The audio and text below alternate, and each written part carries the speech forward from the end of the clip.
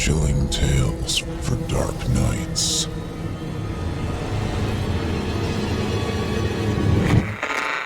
Want to make sure you never miss a Chilling Tales for Dark Nights video again?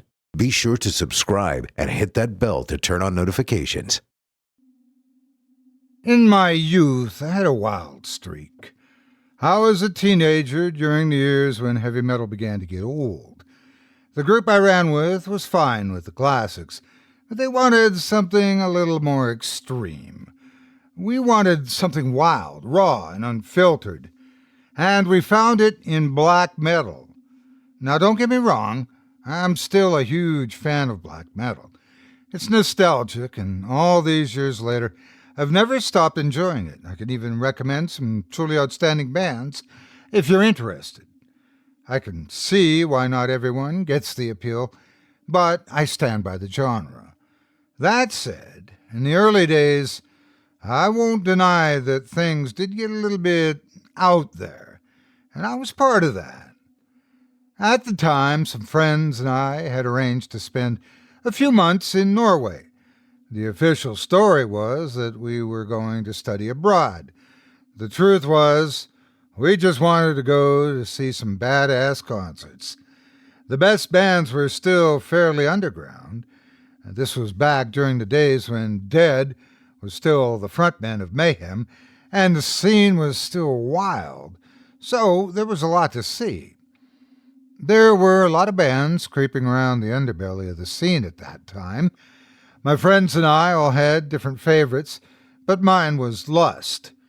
Lust's gimmick was that they had a female vocalist. In fact, most of the lineup was female, including the guitarist and bassist. The drummer was the only man.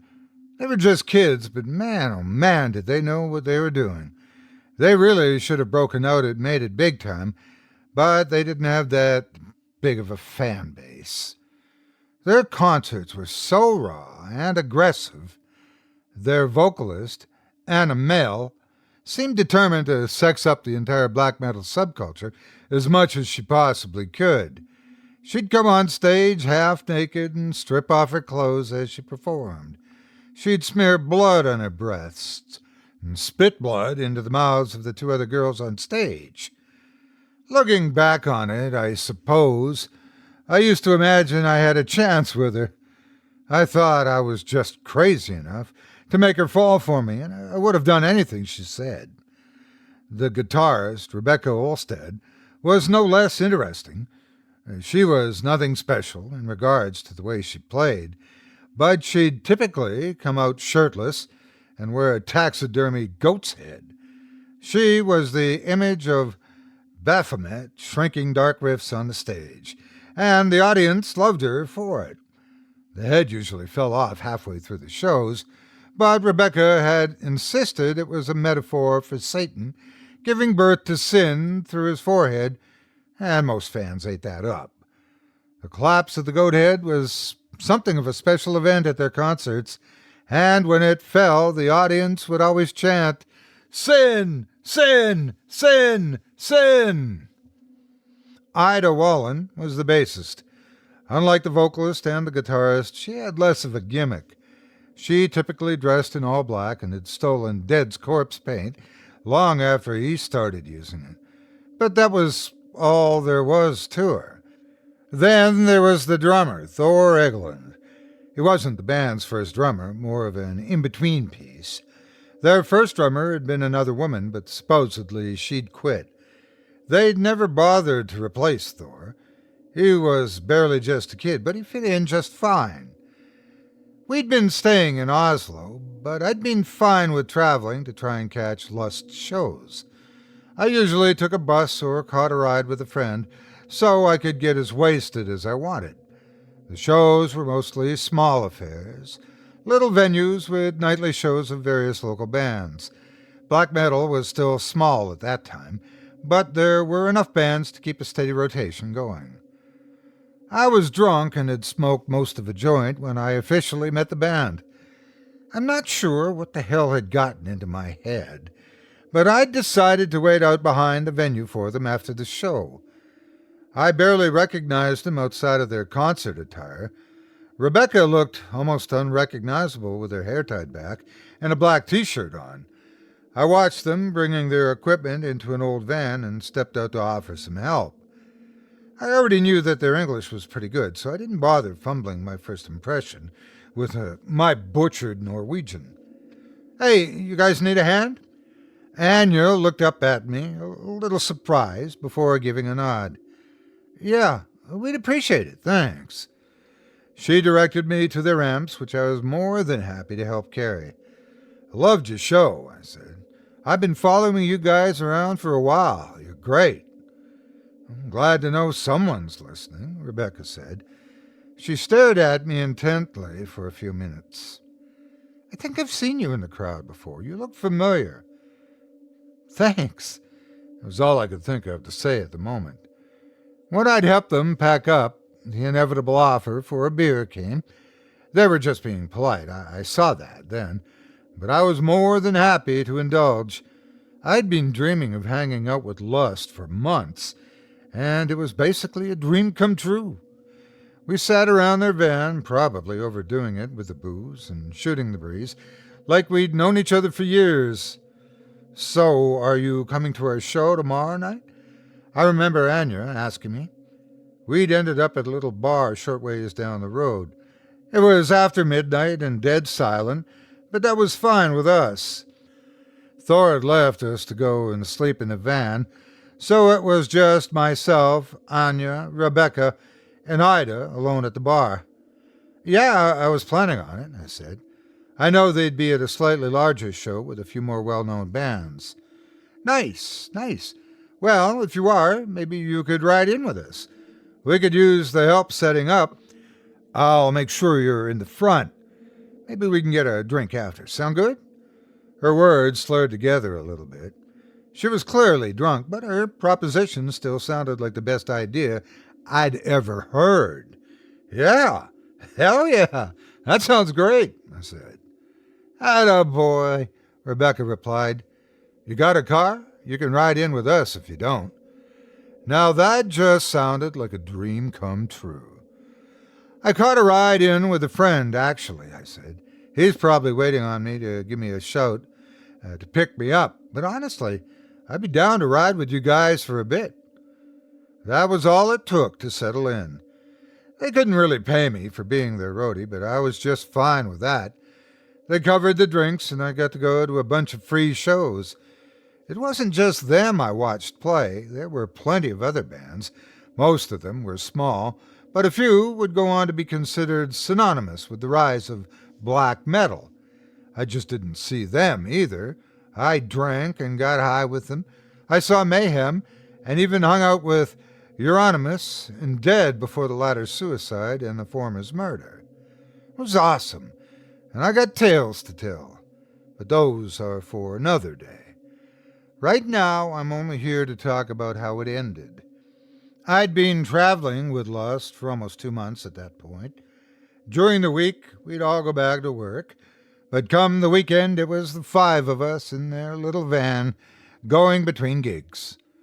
Rebecca seemed to manage the day-to-day of the band.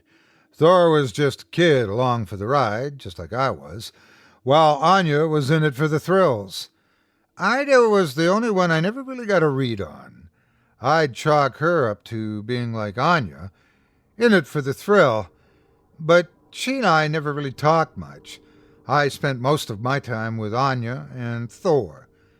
They'd just finished a show, and I was helping Thor and Rebecca pack everything up for the night.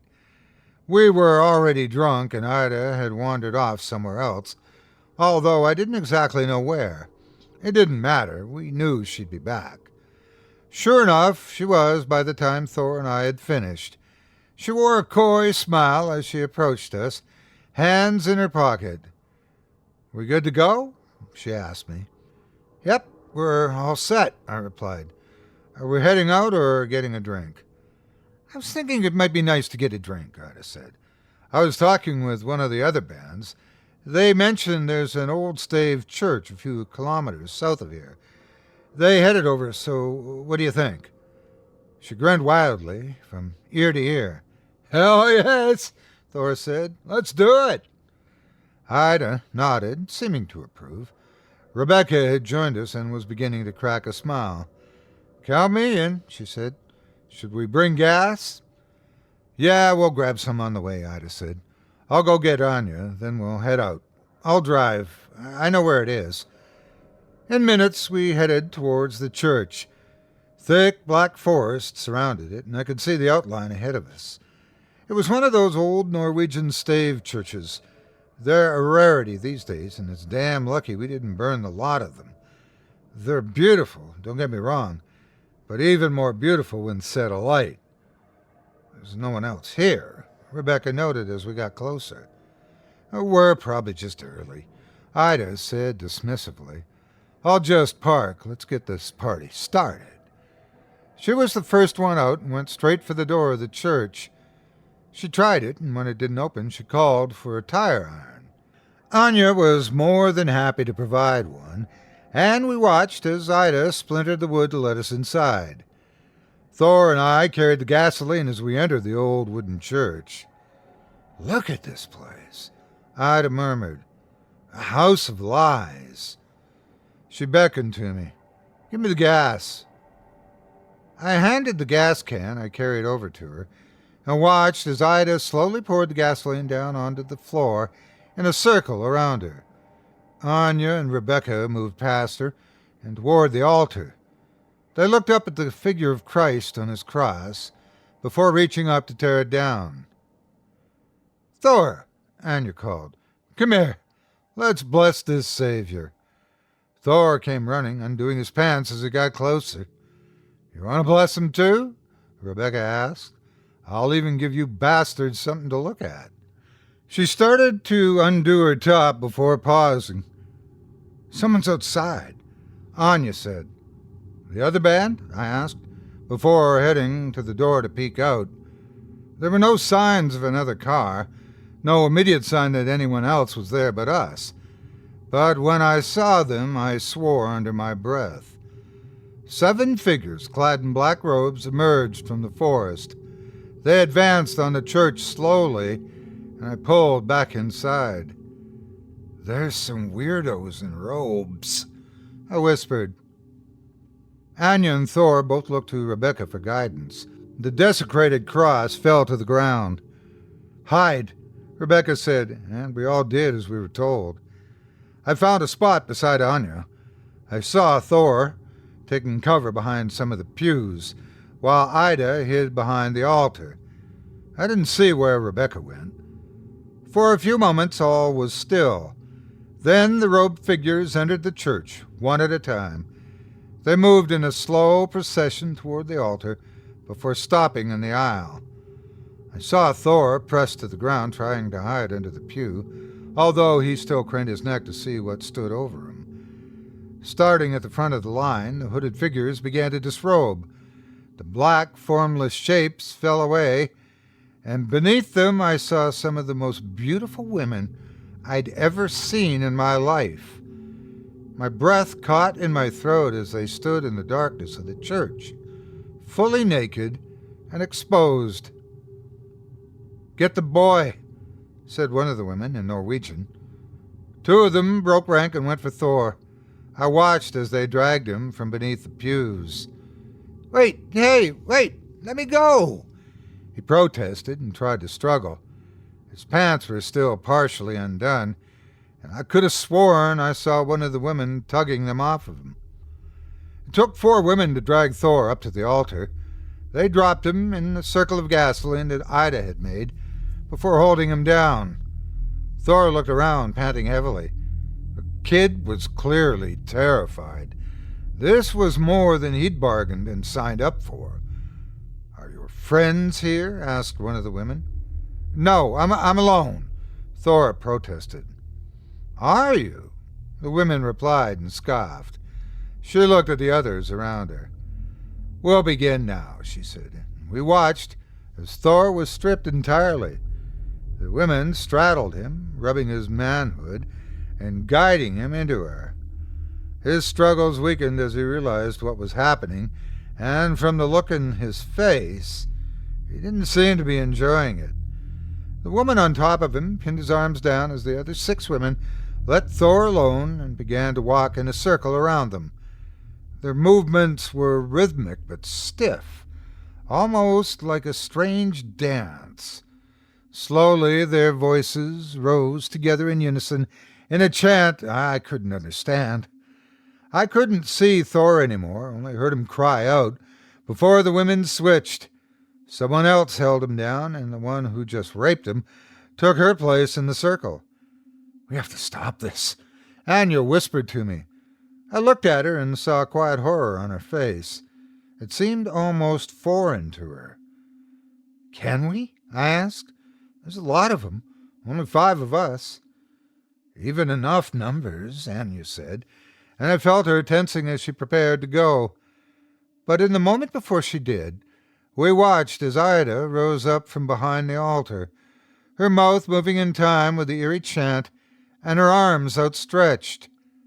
"Sisters," she crooned as she finished her last stanza of the chant, "please have your fill of the boy. He is yours as I promised you. Geidesvodel is upon us. Drink him, eat him." The women switched out again. I caught a brief look at Thor, and he looked downright terrified. Anya remained frozen beside me. Neither of us spoke the questions on our mind, but it was there all the same. One after the other, the 7 women took their turn with Thor.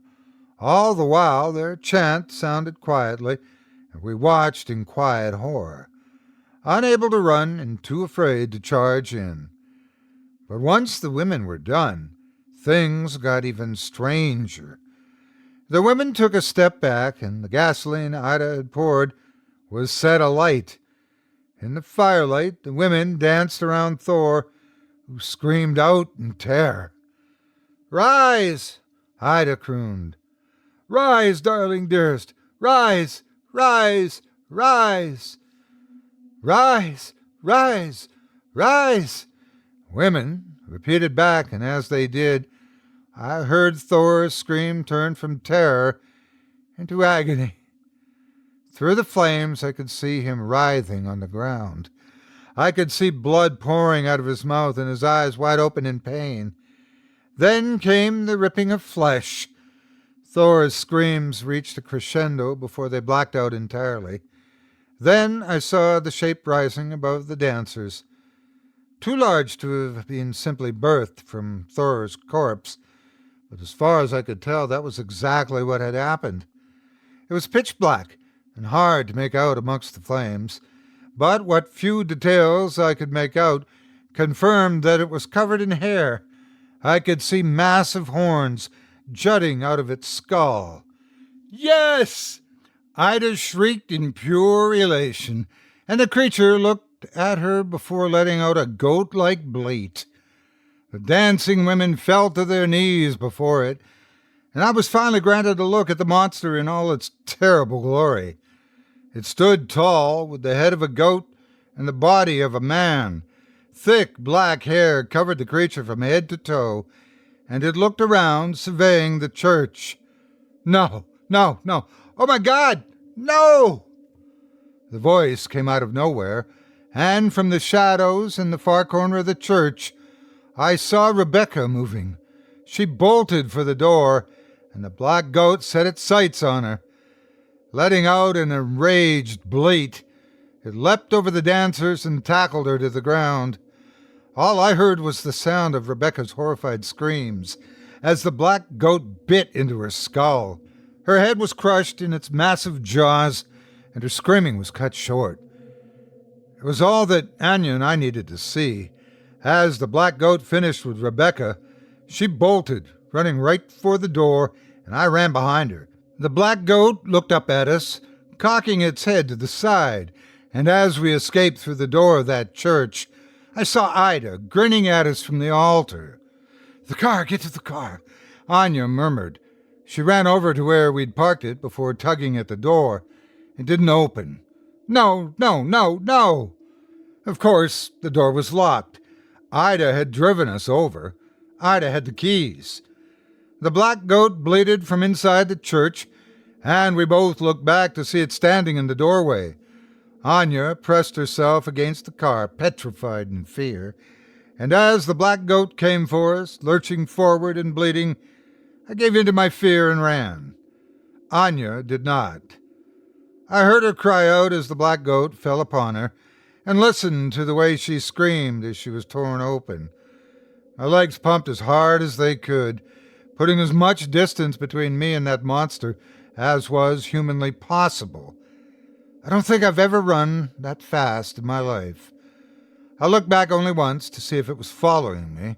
All I saw was that the church was engulfed in flames behind me, and the shape of the black goat against the flames, far away and not in pursuit but still watching.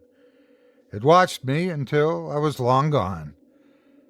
I heard that Ida died in the fire. I don't know if I believe that. It's been years since I followed lust, and since that horrible night, for the longest time, I had no idea what had happened.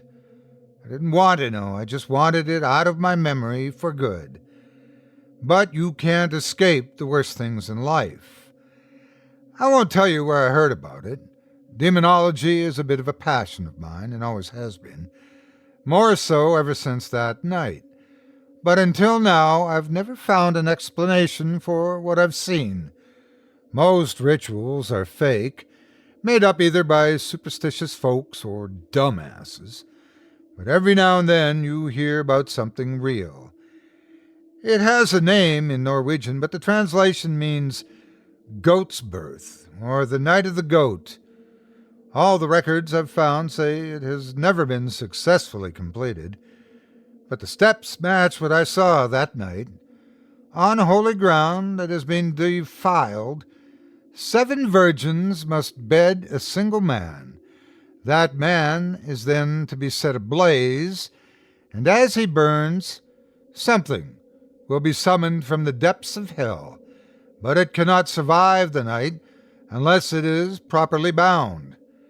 In order to be bound, it requires 4 sacrifices: body, mind, heart, and soul.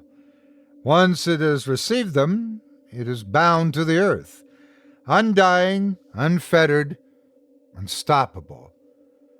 Thor provided the sacrifice of body when he birthed that infernal thing. Rebecca's brain could count as mind. Anya was found outside the burnt remains of the church. Her chest had been torn open, and her heart had been consumed. But what of soul? What of soul indeed? Not a night goes by where I don't hear the terrible bleating of the black goat. I've had more nightmares than I can count. I've left the black metal scene behind, but the marks it has left on me will never go away. So tell me, what of soul?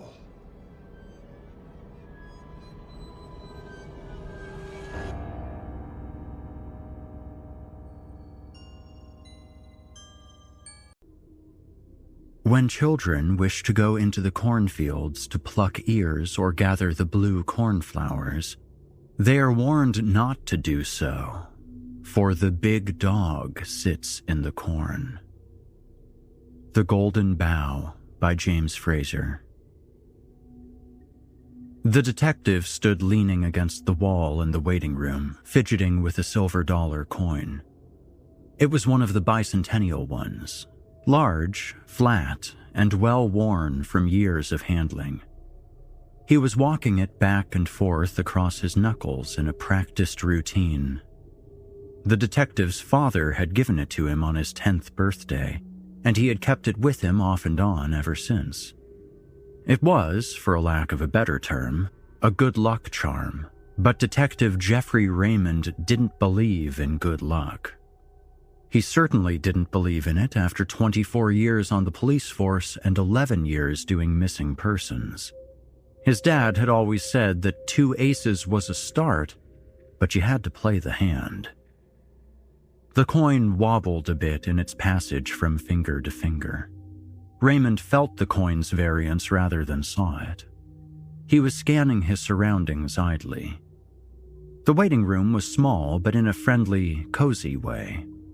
There was a large pastel yellow couch and a couple of mint green chairs. On the far wall, there was a box of generic wooden toys next to a rack of magazines and kids' books. Somewhere, hidden out of the detective's sight, there was a white noise machine running so that the sound of sessions wouldn't come through the wall. Outside, thunder rumbled, loud and close. Raymond looked out of the small window. The bottom had dropped out finally. Rain was falling in sheets. Wind was whipping through the trees that were huddled in a little strip between the parking lot and the highway. Their branches were shaking and slashing at each other, a riot of color and motion in the October storm. To his left, never behind him, the door to the little room opened. An attractive woman who had gracefully passed 50, perhaps 4 years before, stepped in. She was short and slim, with long, dye-kit chestnut hair that complemented her blue eyes splendidly. In different circumstances, the detective would have made a point to talk to her. As it was, he doubted a shrink's office was really the right time or place to try to flirt with women. "The doctor will see you now," the pretty woman said, with a smile that revealed large, bleached teeth. "The better to eat you with, my dear," Jeffrey thought. "Thank you. I'll be right in." "Second door on the left," the receptionist said, turning and exiting. The detective watched her make her way to her office, softly shutting that door behind her. With the woman out of sight, Detective Raymond patted the right hip pocket of his charcoal slacks. He felt the slight weight of the pistol in there. It was a little hammerless Smith & Wesson .38 that he had picked up a couple years back at a sporting goods store on a whim. Most of the time, the little 5-round thing sat on the shelf in the closet, tucked away in a case. The detective didn't really bother with trigger locks or anything like that, since it was just him around the house. It wasn't like he kept it loaded anyway. It was loaded now. The detective tucked his light blue Oxford shirt in a little tighter and made his way down to the office. The second door on the left had a little plaque beside it that read, "Dr. Timothy Jarvis, Ph.D." Smart guy, Raymond thought. His hand instinctively went to his Smith & Wesson again. He took a deep breath and opened the door. Dr. Jarvis was sitting hunched over his laptop when the detective entered the room. He was typing leisurely, unhurried. He looked up, straightened in his chair, and smiled politely. The first thing the detective noticed was how simply big the man was. He had to be pushing 230 pounds and was easily over 6'3". His shirt sleeves were rolled back to show thick, well-muscled forearms. His hands were enormous manicured mitts with professionally trimmed and cleaned nails. He seemed to have been hitting the gym since the last time the detective had seen him. Raymond had, of course, seen the doctor around the precinct. He was not necessarily a regular sight, but he had been in there a couple times when they needed a counselor or a professional psychiatric opinion. Had he been a witness at a trial that Raymond was also a part of? It was hard to say, but it seemed likely. The doctor's eyes were not obscured by corrective lenses, as Raymond seemed to remember them being. Without glasses, they were a strange, almost amber color. They were sharp and incisive, taking Jeffrey in with a quick scan. The look on the doctor's face, combined with the quick appraising sweep, made Jeffrey's skin crawl. It was predatory. Don't get ahead of yourself, the detective thought. "Please, have a seat," Dr. Jarvis said in a smooth, rolling baritone. Raymond did just that, sitting down on a long, white couch. The doctor took a seat opposite the detective in a tall, plush chair that groaned a little as the man eased his weight into it. Raymond's back was to the door. Behind the doctor was a bookshelf stretching to the ceiling that was full of textbooks. One of the books, presumably on child psychology, bore Jarvis's name.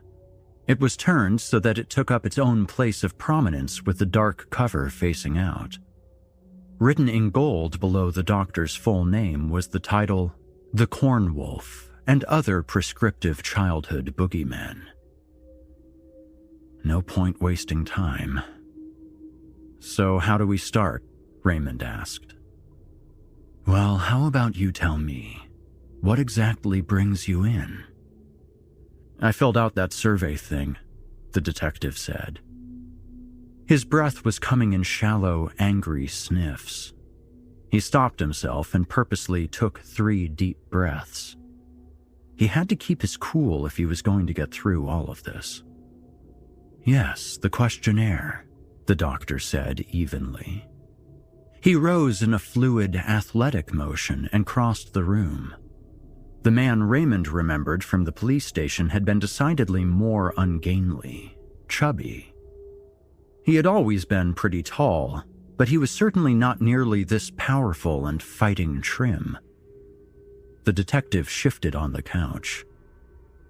You could take the shot now, Raymond told himself, looking at the back of the man's pinstriped shirt. 4 shots center mass ought to do it. He'd leave 1 in the wheel. But he knew that he had to be sure, positive, before he did it. It wasn't the sort of thing one did lightly. His father had always told him to never point a gun at anything you weren't ready to shoot. If that thing was alive, you'd better be damn sure you wanted it to not be. Edgar Raymond, Jeffrey's father, had also been a cop. He hadn't risen up the ranks like Jeffrey had, and was still a patrol officer when he dropped dead of a cerebral aneurysm at 53. He had been a big man, not tall, but barrel-chested and thick-necked. Jeffrey remembered his hands, scarred, rough, and chapped. They were tough, working hands from a different era. But they were never violent hands, even when Jeffrey had misbehaved or his father had come home late from patrol, smelling like Tanqueray gin, cigarettes, and strange perfume. On those nights, his mother would fuss, shout, and pace. Edgar would sit on the couch with his head in his hands after the bedroom door finally slammed. "Don't get married, Jeffy," he would say, knowing that Jeffrey was around the corner. Then he would go to the kitchen and make a couple sandwiches, frying the bologna in the bacon fat they kept congealed in an old, chipped mug by the stove. Jeffrey and his father would sit and eat those sandwiches and watch the late-night movie on cable. Later, his dad would sulk into the bedroom, knowing the door was unlocked at last, and Jeffrey would cry himself to sleep on the couch. Dr. Jarvis found what he was looking for on the desk. He snatched it up, along with a spiral-bound notebook, and crossed the room again in a few long strides. He sat back down across from the detective. He shuffled the print out. "Okay, so let's see," the doctor said casually. "We'll start with your mood. How have you been feeling lately? On a scale of 1 to 10, with 10 being the best you've ever felt, where would you rate yourself today?" "I don't know. I guess a 3 or a 4. It's hard to say. I've never really thought about my mood on a scale." The detective surprised himself with his own honesty. He could have easily lied, but he was pretty down lately. And then there was, of course, the real reason he was here. Maybe he was losing it a little, after all. "Okay," the doctor said. "Let's start there. What seems to have been the problem as of late? Are you feeling depressed, angry, anxious? I can only imagine the amount of pressure that you have at work." "I've been having a bit of a hard time at work." "I can only imagine," the doctor said with a little reassuring smile. Missing persons, is that right? Yes. And how long have you been feeling this way? How long would you say that you've been having a bit of a hard time, as you put it? It's been a few months, the detective said, flatly. In reality, it had been almost 8 months since the first incident. A missing child report had come in. The girl was gone from a house in one of the nicer suburbs, about a half-hour drive from downtown. The parents were absolutely beside themselves.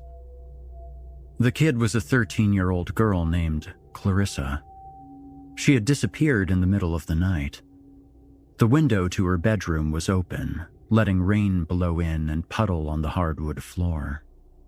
Officially, she was listed as a runaway. When Detective Raymond had walked into the room that first night, he knew something was off. This wasn't a runaway. The drawers on the tall, white dresser were open. There was a shirt hanging down from the middle drawer. Raymond crossed the room carefully. He looked at the drawer closely. He called a short, Marine-looking uniformed officer over. "Has anyone been in here?" "No, sir," the Marine replied. "Where are the parents?" The young officer led Jeffrey down a long hallway to a staircase and eventually the kitchen. The pretty woman at the table was too young to have a teenager, even a young one. He guessed she couldn't be more than 26. Her eyes were red and puffy from crying, but other than that, she really was a striking young woman. Stepmother, Raymond thought. The father walked into the room and joined the stepmother at the kitchen table. He was a slim, almost lanky man. He was pale, but it was hard to tell if it was from worry or not. He was holding 2 cups of coffee. He sat one down in front of his wife and took the seat beside her. The sight of the detective, rain-soaked and rumpled from the walk up the long driveway, seemed to startle him. "I'm Detective Raymond," Jeffrey said, extending his hand. The man across the table took it and shook it, limply. "Jacob Dorsey," he said in a distant, distracted voice. "This is Megan." The pale man gestured to the woman sipping her coffee from a mug cradled in both hands. Raymond nodded. Clarissa had disappeared earlier that night. The couple realized she was gone when thunder woke them up. The girl had been troubled and seeing a shrink. She wasn't handling the remarriage well. Apparently, Dad was supposed to stay single indefinitely. They had driven around looking for her before they called the police. They even went as far as to ride through the cemetery where Clarissa's mother was buried. That, in and of itself, had wasted a couple of hours, and in these kinds of cases, hours, and even minutes, were precious. They had no idea where she could have been. She didn't have many friends. "Last thing," Raymond said as he got up from the table. "Where's your dog?" "We don't have a dog," Megan answered, baffled. "Clarissa's allergic." "Oh, I just thought you might." Raymond walked back upstairs and stood outside Clarissa's door. Along with the typical smell of a teenage girl's bedroom, perfumes, scented candles, and the like, there was a heavy smell. It was musty and almost sour. It was the unmistakable smell of a wet dog. It was about a month before the next one. It was an 11-year-old girl from the same part of town. She lived in a gated community of big colonials. There was a forced entry. The girl's bedroom window had been smashed in. The glass had been lying in glittering shards across the beige carpet, interspersed with little splinters of wood. Whatever the perp had used to break the window, maybe a crowbar, had scratched up the wooden sill badly. The official line was that it had probably been the father. Dude was in dereliction of his child support, and chances were he had grabbed the girl and taken off down to Florida where his family was from. The mother took a little solace in that, apparently. She told Raymond that, despite how bad things had gotten between him and her, that he never would have hurt the girl. Raymond had stepped out back after talking to the girl's mother. It was an old habit from back when he had still smoked cigarettes. He was walking his coin back and forth across his knuckles. That's when he noticed something at the edge of the yard, a dark, glistening heap in the bright early spring moonlight. The detective glanced around. He was alone for the time being. He flipped his coin into his palm and clutched it in his fist. The cool, familiar weight was reassuring. The backyard was a long expanse of seafoam grass under a crystal white full moon. The detective walked slowly. The dark lump was stirring slightly, right at the edge of a stand of pines. Raymond reached into his light jacket to feel the solid heaviness of his gun. It was a raccoon. When Raymond got close, it barely turned its head. The thing had been ripped open. The smell of the torn bowels and blood mingled in the air.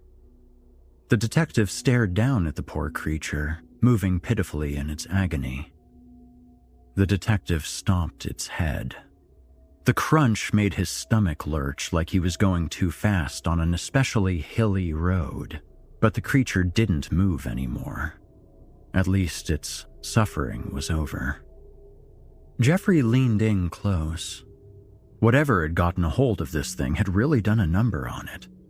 Must have been a bobcat or something of the like, since the little guy had been almost entirely disemboweled in long, jagged gashes. But bobcats and the ever more common coyotes ate their victims. They didn't leave them to suffer. Only people did shit like that. By the fifth disappearance, Raymond knew what they were dealing with, even if he couldn't bring himself to say the words serial killer. The kids weren't being found. They weren't with estranged parents. They weren't running away. The detective knew, deep down in his gut, that the kids were dead. They were as dead as that raccoon. He had started smoking again. That's what he was doing on the night of the last full moon. He was sitting across from the house of a kid who had just started seeing the same shrink as all the others. He pulled hard on his Winston and sighed. The night was bright. The moon looked close and heavy, hanging in the unseasonably cold September sky. He was watching his little contrails of smoke and walking his coin across his knuckles when movement caught his eye. The detective turned to see a hulking shape creeping up beside the big brick house. In one motion, the detective snapped his cigarette out into the night and drew his pistol. He sprinted toward the shape, but pulled up short. The thing, and it was a thing, Raymond realized as the motion-activated floodlights above the garage kicked on, was massive. The shape of it was sickening. It was heavily muscled and shockingly big. It looked like a bodybuilder covered in mangy silver and black fur that hung in lank tendrils from its naked, rippling form. Thick ropes of saliva swung from its jaws as it turned its misshapen muzzle toward the light. The eyes shined a bright, carnivore gold. The beast stood up on its hind legs, and Jeffrey gagged. The movement was athletic, smooth, and yet horrible. The body looked overstuffed.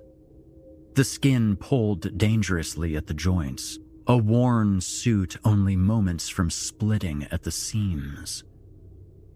The general shape was that of a massive canine, but the hands and eyes were almost those of a man. Raymond unloaded 9 bullets into the thing, the whole damned magazine. The thing screamed. It was an unnatural, infernal sound. It whirled its hideous body on a back paw and sprinted into the darkness on all fours. Lights were coming on all over the neighborhood. Someone had probably already called to report the shots. Jeffrey jumped into his car and sped off before the first siren. He had spent the rest of the night in a crowded bar, ordering diet colas and watching people drink. The idea of being alone was too much. His dad had once looked at him, half drunk and haunted, and told him that sometimes a man is his own worst company, and for the first time in his life, Jeffrey understood what that meant. At last call, Raymond made his way home. He walked into the house and fell into the couch, all his strength going in one big sigh. He walked his coin across his knuckles for a while, smoking with the unoccupied hand. His thoughts were racing, insane. It shouldn't exist. These things don't exist. Had it seen his face? Did it know him? It was a bright night, but maybe the floodlights had temporarily dazzled it. The detective sat there until the morning sun flooded through the plastic blinds. After a second cup of coffee and a breakfast of runny scrambled eggs and a fried bologna sandwich, the detective decided to make an appointment with the shrink, the same one the girls and their families had been seeing. He made it for a month out. He took the last appointment of the day on October 28th. And now, Raymond was sitting in front of the doctor, the thing that had been a doctor. There was no way out of the office if he was right. And what if he was wrong? There's really no way out either way, the detective thought grimly. He reached into his jacket pocket and found the silver coin. He rubbed it between his thumb and forefinger. "What was it that happened that brought you to me today?" the doctor was saying. "Can you trace your depressed mood to an incident?" Sometimes a man has to do things he knows will be hard, will hurt.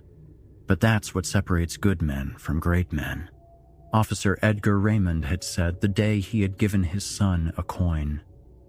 6 years later, the man would be dead. And now, decades later, his shadow still stretched across Jeffrey's life. Detective Jeffrey Raymond took a deep breath and flipped the coin across the room. He watched it tumble end over end through space as he pulled his revolver. There were 5 bullets in it, 5 silver bullets he had smelted himself out in the shed, melting down and shaping them out of his grandmother's good silverware. Jarvis, or at least what had once been Dr. Timothy Jarvis, snatched the coin out of the air reflexively. His eyes went wide as he squeezed the silver dollar in his fist. The detective had a gun drawn, and the pain in the doctor's palm shot up his arm. He could smell the adrenaline in the other man's sweat. He screamed. The room filled with the heavy smell of burning flesh. It was an oddly familiar smell, although Raymond couldn't place it. The doctor opened his fist to reveal the coin sizzling in his palm. Little tendrils of smoke were climbing up to the ceiling. Dark blood was welling up from beneath the silver disc and spilling onto the floor. He scraped the coin off his palm with his other hand, revealing the burned and ripped flesh beneath. It was a gaping hole. Jarvis screamed again. As his mouth opened, his jaw distended. The sound of bones cracking and rearranging was as loud as gunshots. Skin stretched and pulled. The clothes the man was wearing split at the seams with a loud tearing. Long claws pushed violently through the tips of the doctor's fingers, ripping off the human nails and letting them fall to the ground like bloody flower petals. The detective froze, with his index finger shaking on the trigger. The door banged open. The pretty receptionist screamed. Raymond turned to tell her to run, to flee for her life. The creature crossed the room in a bound, knocking the detective back into the couch, breaking one of the legs and sending the two bodies rolling into the floor. Raymond's ribs shattered under the impact, snapping like twigs over his father's knee. The beast sank its teeth into the flesh by Raymond's collarbone, raking away half of his deltoid. 3 shots rang out, only slightly muffled by the muzzle being buried in the thing's stomach. The creature drew back, heaving the detective's own blood and flesh into his face. Somewhere, the receptionist was screaming. The beast went limp. Raymond pulled himself out from under the bulk of the monster, groaning in pain. His chest was on fire with blunt trauma. His left arm hung uselessly from his destroyed shoulder. He pushed back against the wall, watching the creature for movement. There was none. At least 2 of the bullets had lodged somewhere in the thing's abdomen. There was one ragged exit wound near the humped spine, but there was only one. Raymond looked at the receptionist. She was shaking, her mouth open and covered with a well-manicured hand. "Don't watch this part," Raymond said through the searing pain. The woman turned. It had to be done. It had to stop here. A good man killed the creature, but a great man would make sure there would be no more. Detective Jeffrey Raymond pressed the gun to his temple and pulled the trigger.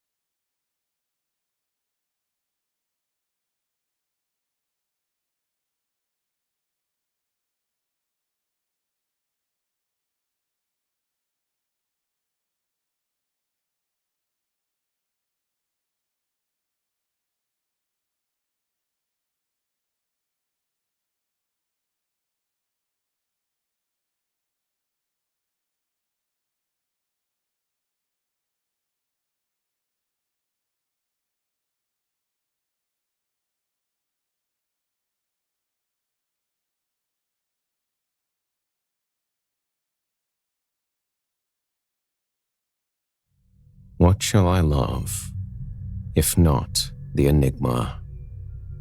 Giorgio de Chirico. 1. The yellowed scrap might once have been printer paper, the cheap kind you pay $5 for in some overly bright big box palace of soulless depravity. I halted, stooped, and plucked it from the ground. Where is this? 3 words scrawled in thickly black ink, as if from some old fountain pen.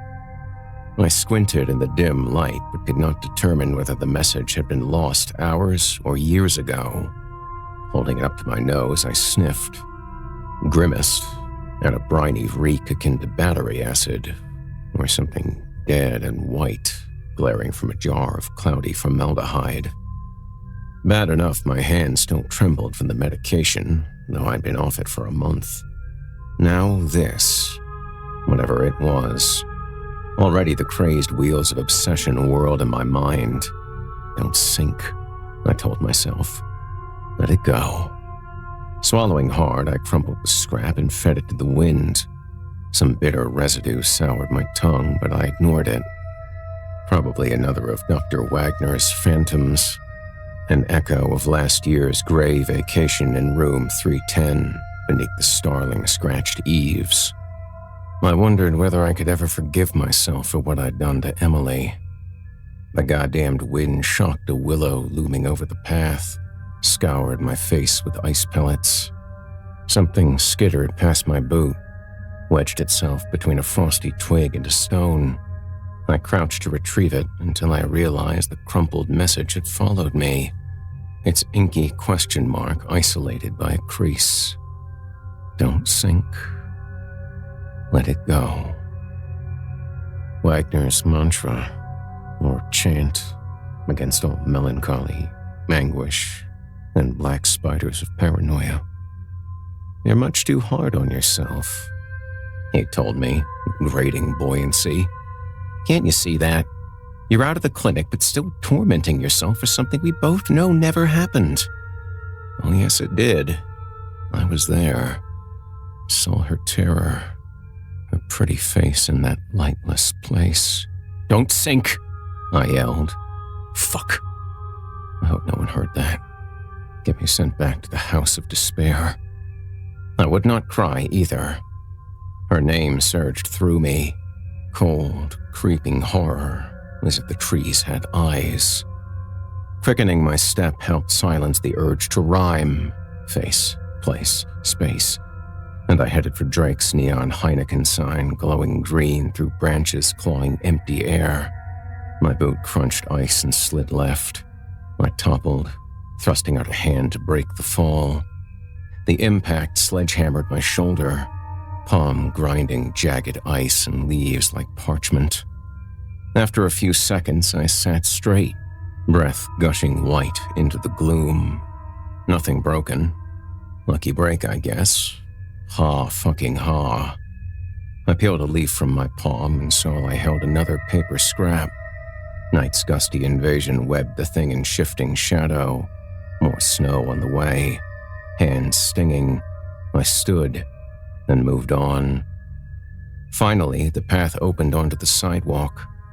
Pausing, I brushed pine needles and dirty snow from my jeans and jacket, lumbered toward a streetlight arching over the bus stop. I must have looked like some tweaking twit trying to decipher a grocery list. You deserve it. I tossed the message and it drifted along the sidewalk. Nothing. It was nothing. Time for a drink. For Emily. 2.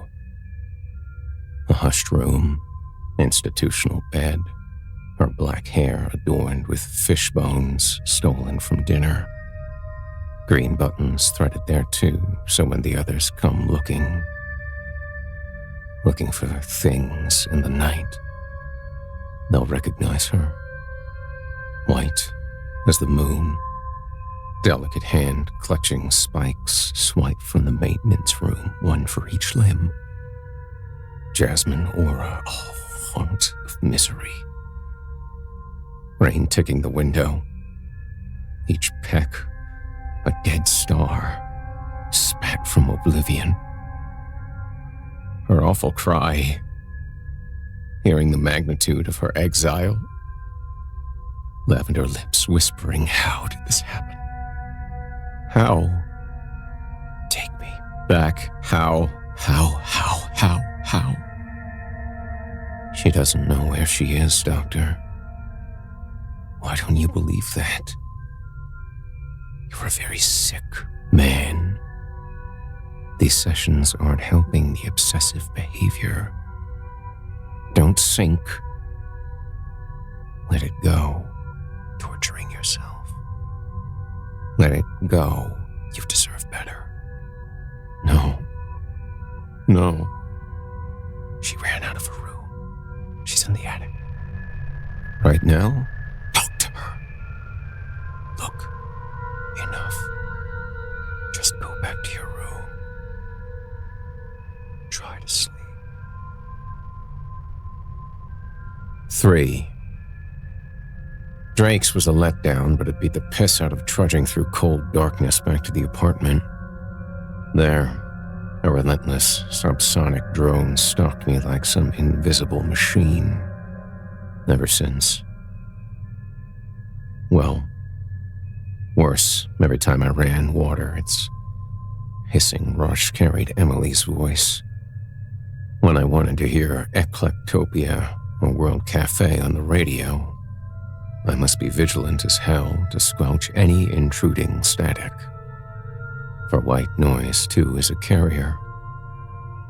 Oh, Jesus Christ. The stuff I heard, whispered. Things in the night keep looking, things. My luminous music in trees, black snow, and bones of home. That's what it sounds like to me. As if something's tapping Emily's dreams. Or nightmares. I write down everything I hear. It's real. Fuck what Dr. Wagner says. It's real. As real as my love for Emily. She'll start saying the right things and tell me our love is infinite. I just know it.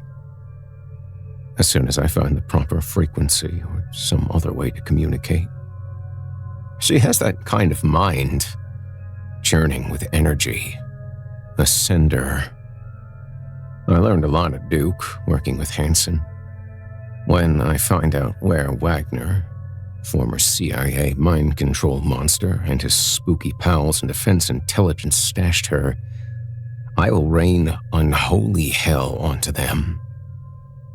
A real ego freak, that Wagner.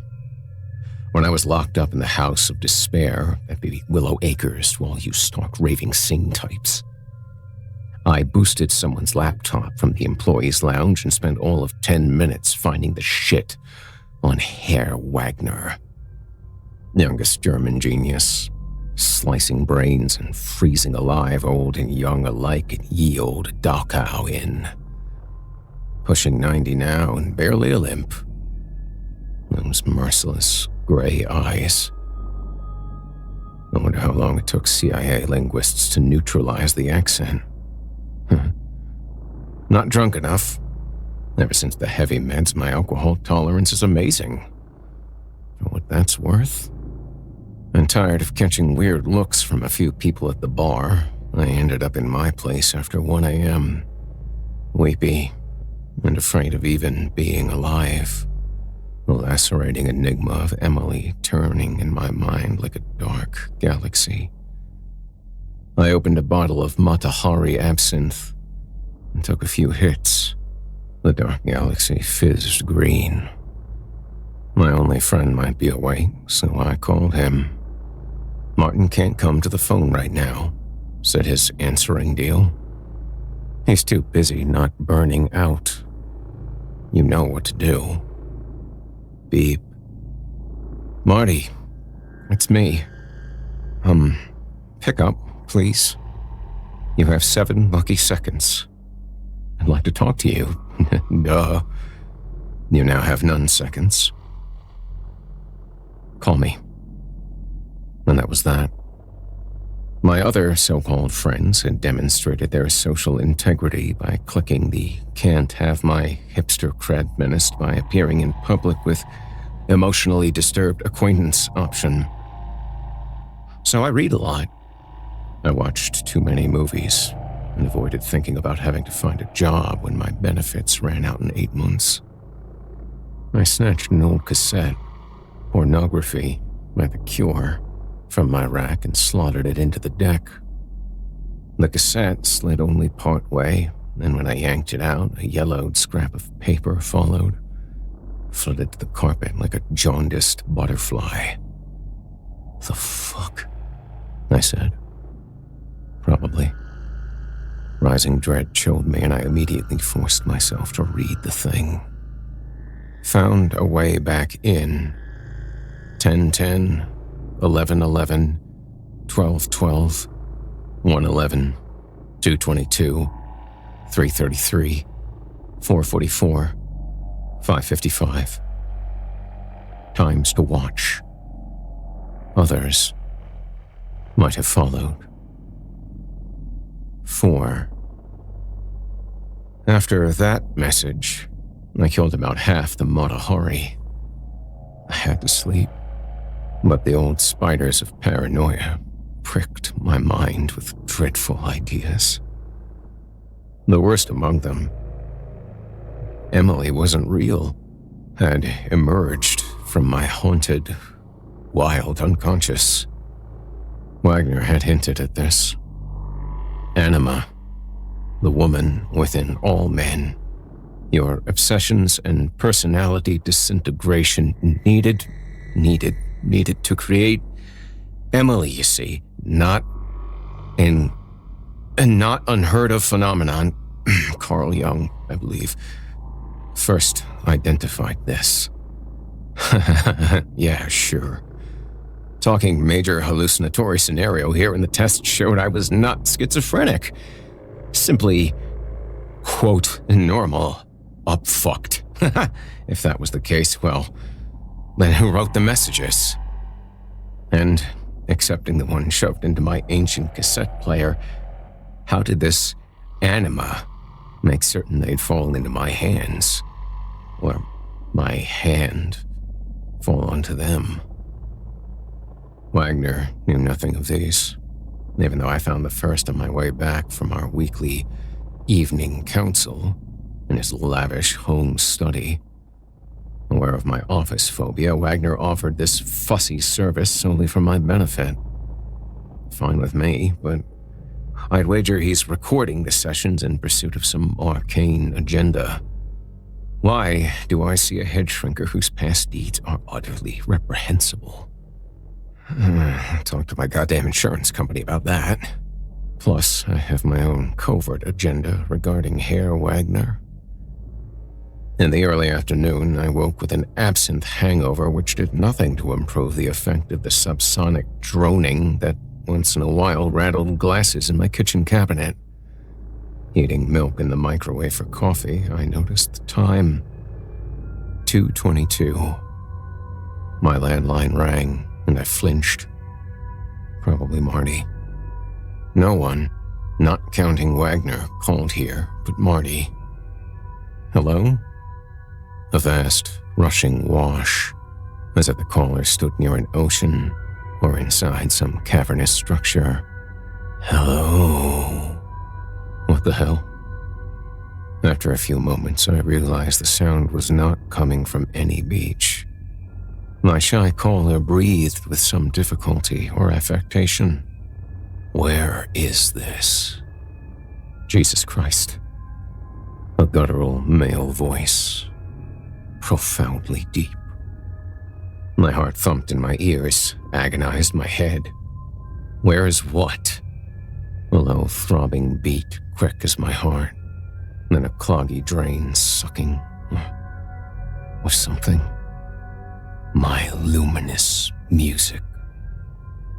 And gone. Not even a dial tone. I stood there, dizzy, breath gushing, and slammed down the handset. The toilet was light years distant, and I made it there in time to hunch and convulse and choke out a hot green ribbon reeking of anise and alcohol. I hugged the porcelain goddess for a few minutes and slowed my heart and breathing. Leaning over the sink, I rinsed and spat and rinsed and spat. Forget mouthwash, too much like absinthe. Cold water shocked my face, and in that gurgling swish, I heard Emily. Minus music, my luminous music, my luminous music, my luminous music, my luminous music, my luminous music, my luminous music, my luminous music, my luminous music, my luminous music, my luminous music, my luminous music, my luminous music, my luminous music, my luminous music, my luminous music. Emily! I twisted the tap, gazed blankly while 7 grudging drips christened the scarred drain flange, which some past renter had brutalized with a screwdriver or a knife. A stigmata of rage and futility. Fright tangled my hungover nerves, and I cleansed my lips and hands with gel sanitizer. No way I would run water again. Coffee saturated the kitchen air, such as it was. Pouring a cup, I could feel the subsonic tone in my heels. Muted behind the cabinet door, glasses vibrated against each other. Feigning indifference, I counted the drone's duration and sipped coffee. After 88 seconds, the assault ended. Somehow, during the intense concentration of the counting, I'd emptied my cup. The chipped relic from my college days would sit unwashed.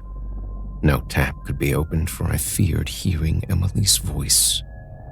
If I needed to flush the toilet, I must make sure music blasted from my stereo to cover the agonizing sigh as the tank refilled. Peering into the refrigerator for bottled water, I ran numbers through my head. The awful voice had called the landline at 222. The subsonic attack vibrated my heels and thrift store glasses for 88 seconds. That's 222 plus 88. Equals 310. My cloistered, disinfected, stinking room with brown blood spatter on the ceiling in the house of despair was numbered 310. Then I knew. 6. Anyone could see the pattern, even me. The yellowed paper scraps were gathered, concealed, and by way of some found or stolen fountain pen, inscribed by Emily's pale, green-veined hand, the underlying oneness in all confusions. That blurted into my mind, leftovers from the old job looking for ghosts in overfed houses. Please, fuck off, Charles Fort. I regret ever reading your books. I had no idea how Emily had conspired to deliver the messages to me, the one responsible for her abduction by Wagner and his cult of atrocity. 5. Marty rang my annoying buzzer while I sat watching Chelsea Wolfe singing Feral Love, her eyes blank black ovals like oil. The hell, man, Marty said, thumping his boots on my mat. You look like shit. Ha ha, if the look fits. He dropped a brown paper grocery bag on the kitchen counter. What's up? Interest you in a Yingling beer product? Yeah.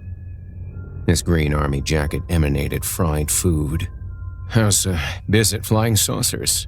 I asked as he shoved cans into the fridge. And Moody still ogling that Russian woman who makes the killer pizza? Marty snapped one open, sipped, and nodded. Ha!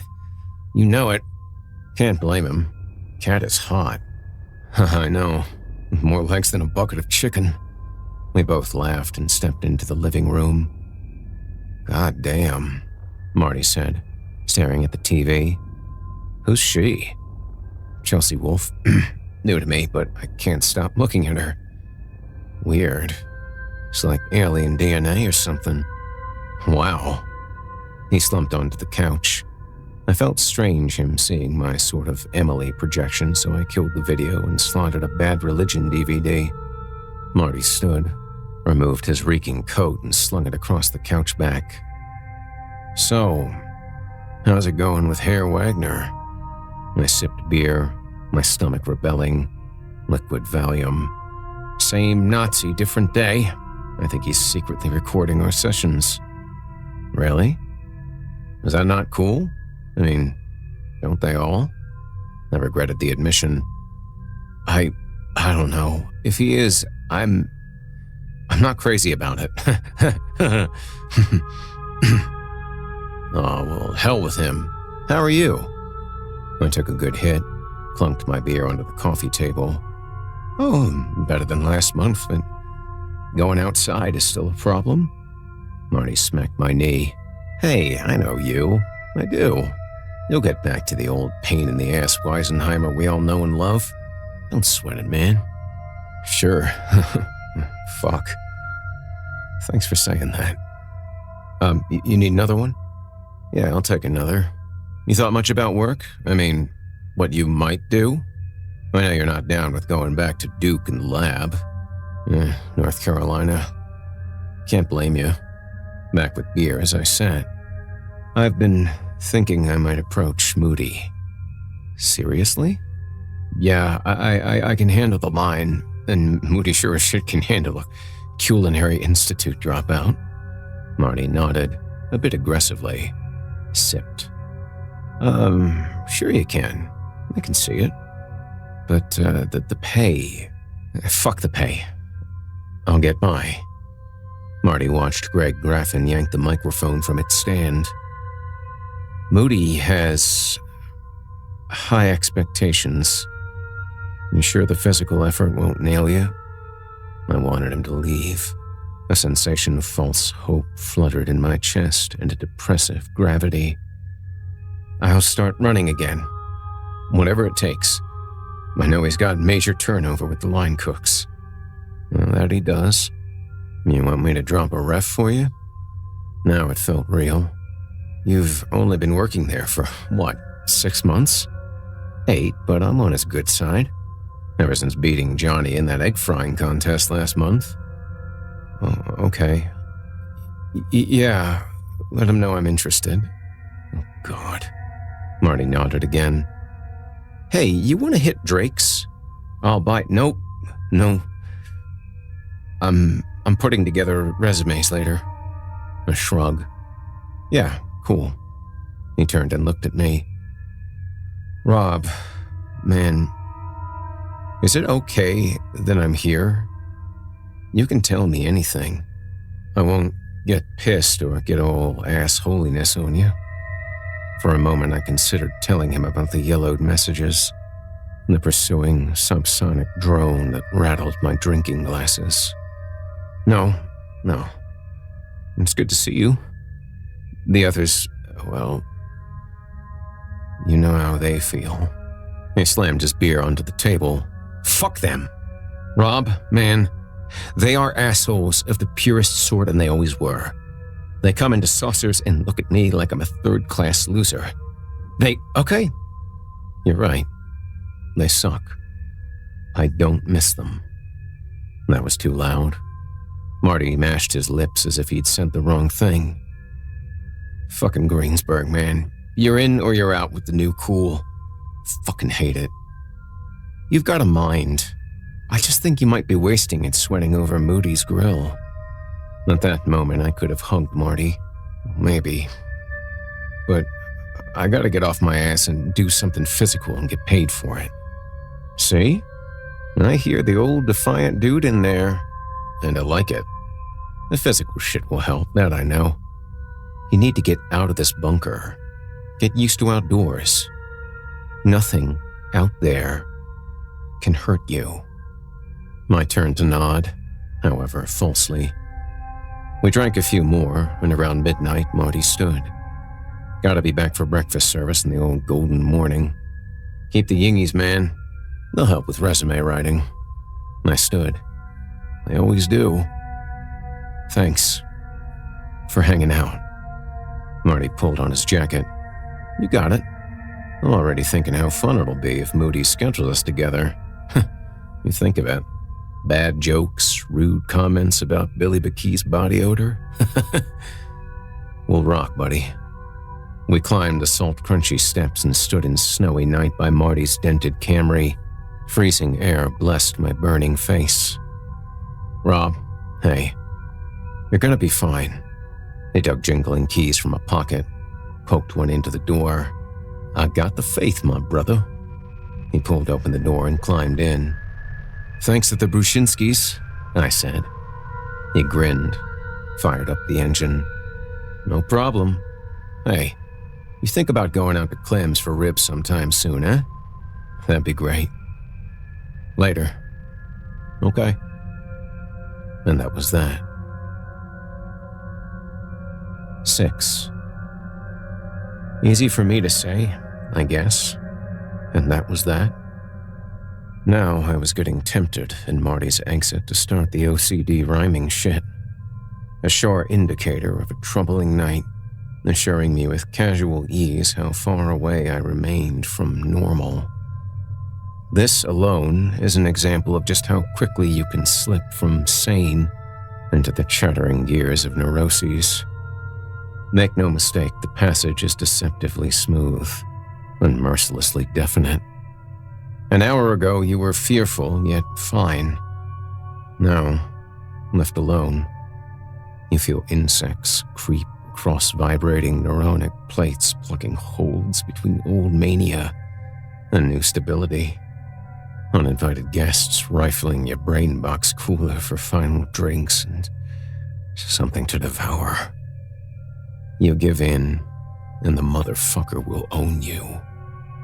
Sweetest memories become curses, plots designed to seduce, love, and tear apart your soul. Because you are so special, so vital. Even a stranger's smile is there to escalate your ruin when you know it. You know. 7.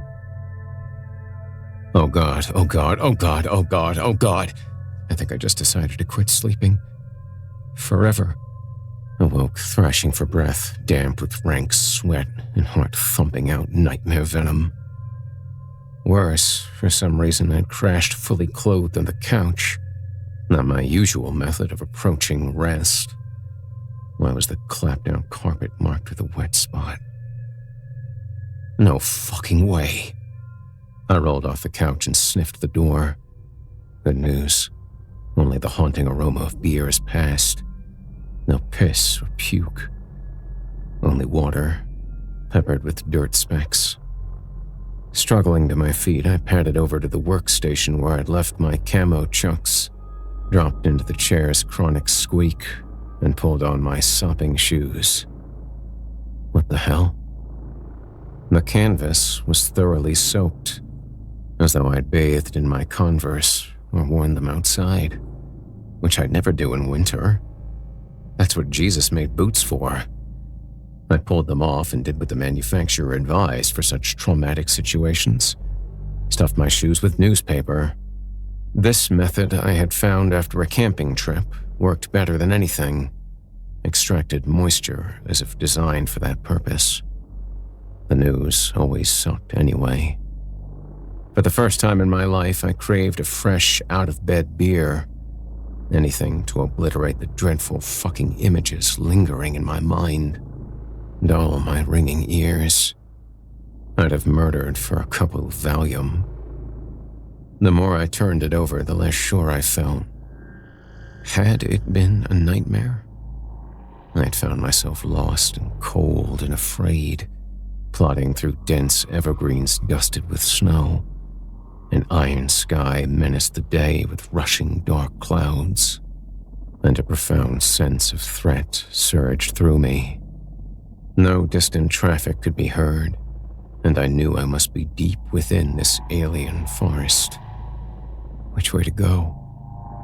So far as I could tell, nothing existed but trees, sky, wind, and immense silence.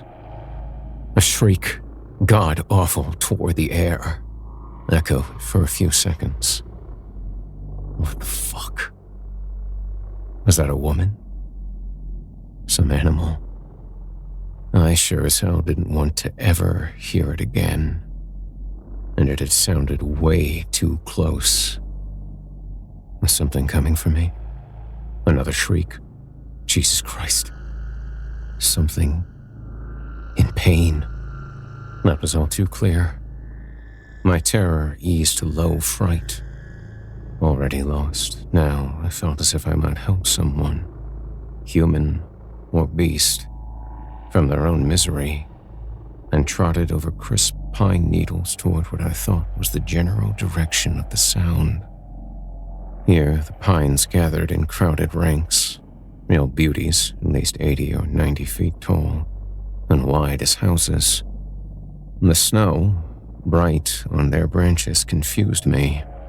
It did the turpentine tang of resin in the air, more real than real, searing my eyes. Something snapped behind me. I turned. A rustling, chaotic with multiple snaps like twigs, came from behind one tree cloaked in white. This sounded like two or more animals struggling. I'd better be careful. Slowing to avoid crunchy footfalls, I hunched and edged around the fat evergreen. A naked woman with long black hair stood in the snow. My shocked breath blast alerted her, and she glared with fierce green eyes like stars. Blood spattered her breasts and ran down her form, vivid against the white flesh, the delta of her furred muff. Far, far worse than blood was its source. The woman gripped the neck of a plump white swan, one wing wrenched off and discarded. Its splintered nub bled and steamed at the snow. My heart raced so I could hear it. I backed away. She grinned, revealing perfect white teeth, stained red. The swan twitched, and she tore off its remaining wing with a wet crack. "Emily?" I managed. A blare from a horn the size of a city shattered the sky, and I woke. 8. Spent the day trying to exorcise the nightmare by cleaning the apartment, putting on a pot of chili, incorporating the Trinidad scorpion peppers Marty had given me a week ago, insanely hot, like flowery embers, and watching Vasyl Gorkowski's The Empty Place, a 1962 black and white film about a crazy painter obsessed with a mysterious woman he sees wherever he goes. It's the most incredibly eerie movie I've ever seen, and I hate watching it. But I can't stop. Probably watched it over 100 times, and I know it's every bleak gray sky, wind-haunted trees, cafe cellar, shadows. The brushstroke of the doomed artist, a dead ringer for Peter Murphy in his Bauhaus days.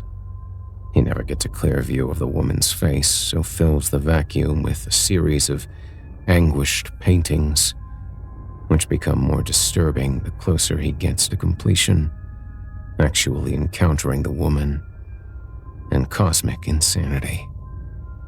The huge encyclopedia of Euro films on my paltry shelf tells me that Gorkowski, after a September 1963 arrest for assaulting a young woman in Tripoli, died of poisoning on November 22, 1963, date of the JFK assassination.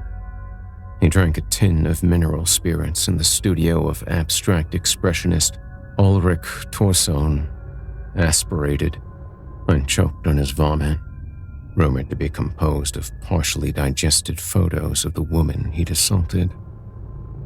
My big book also claims Gorkowski's home editing studio was found to be stacked with film cans labeled Juan.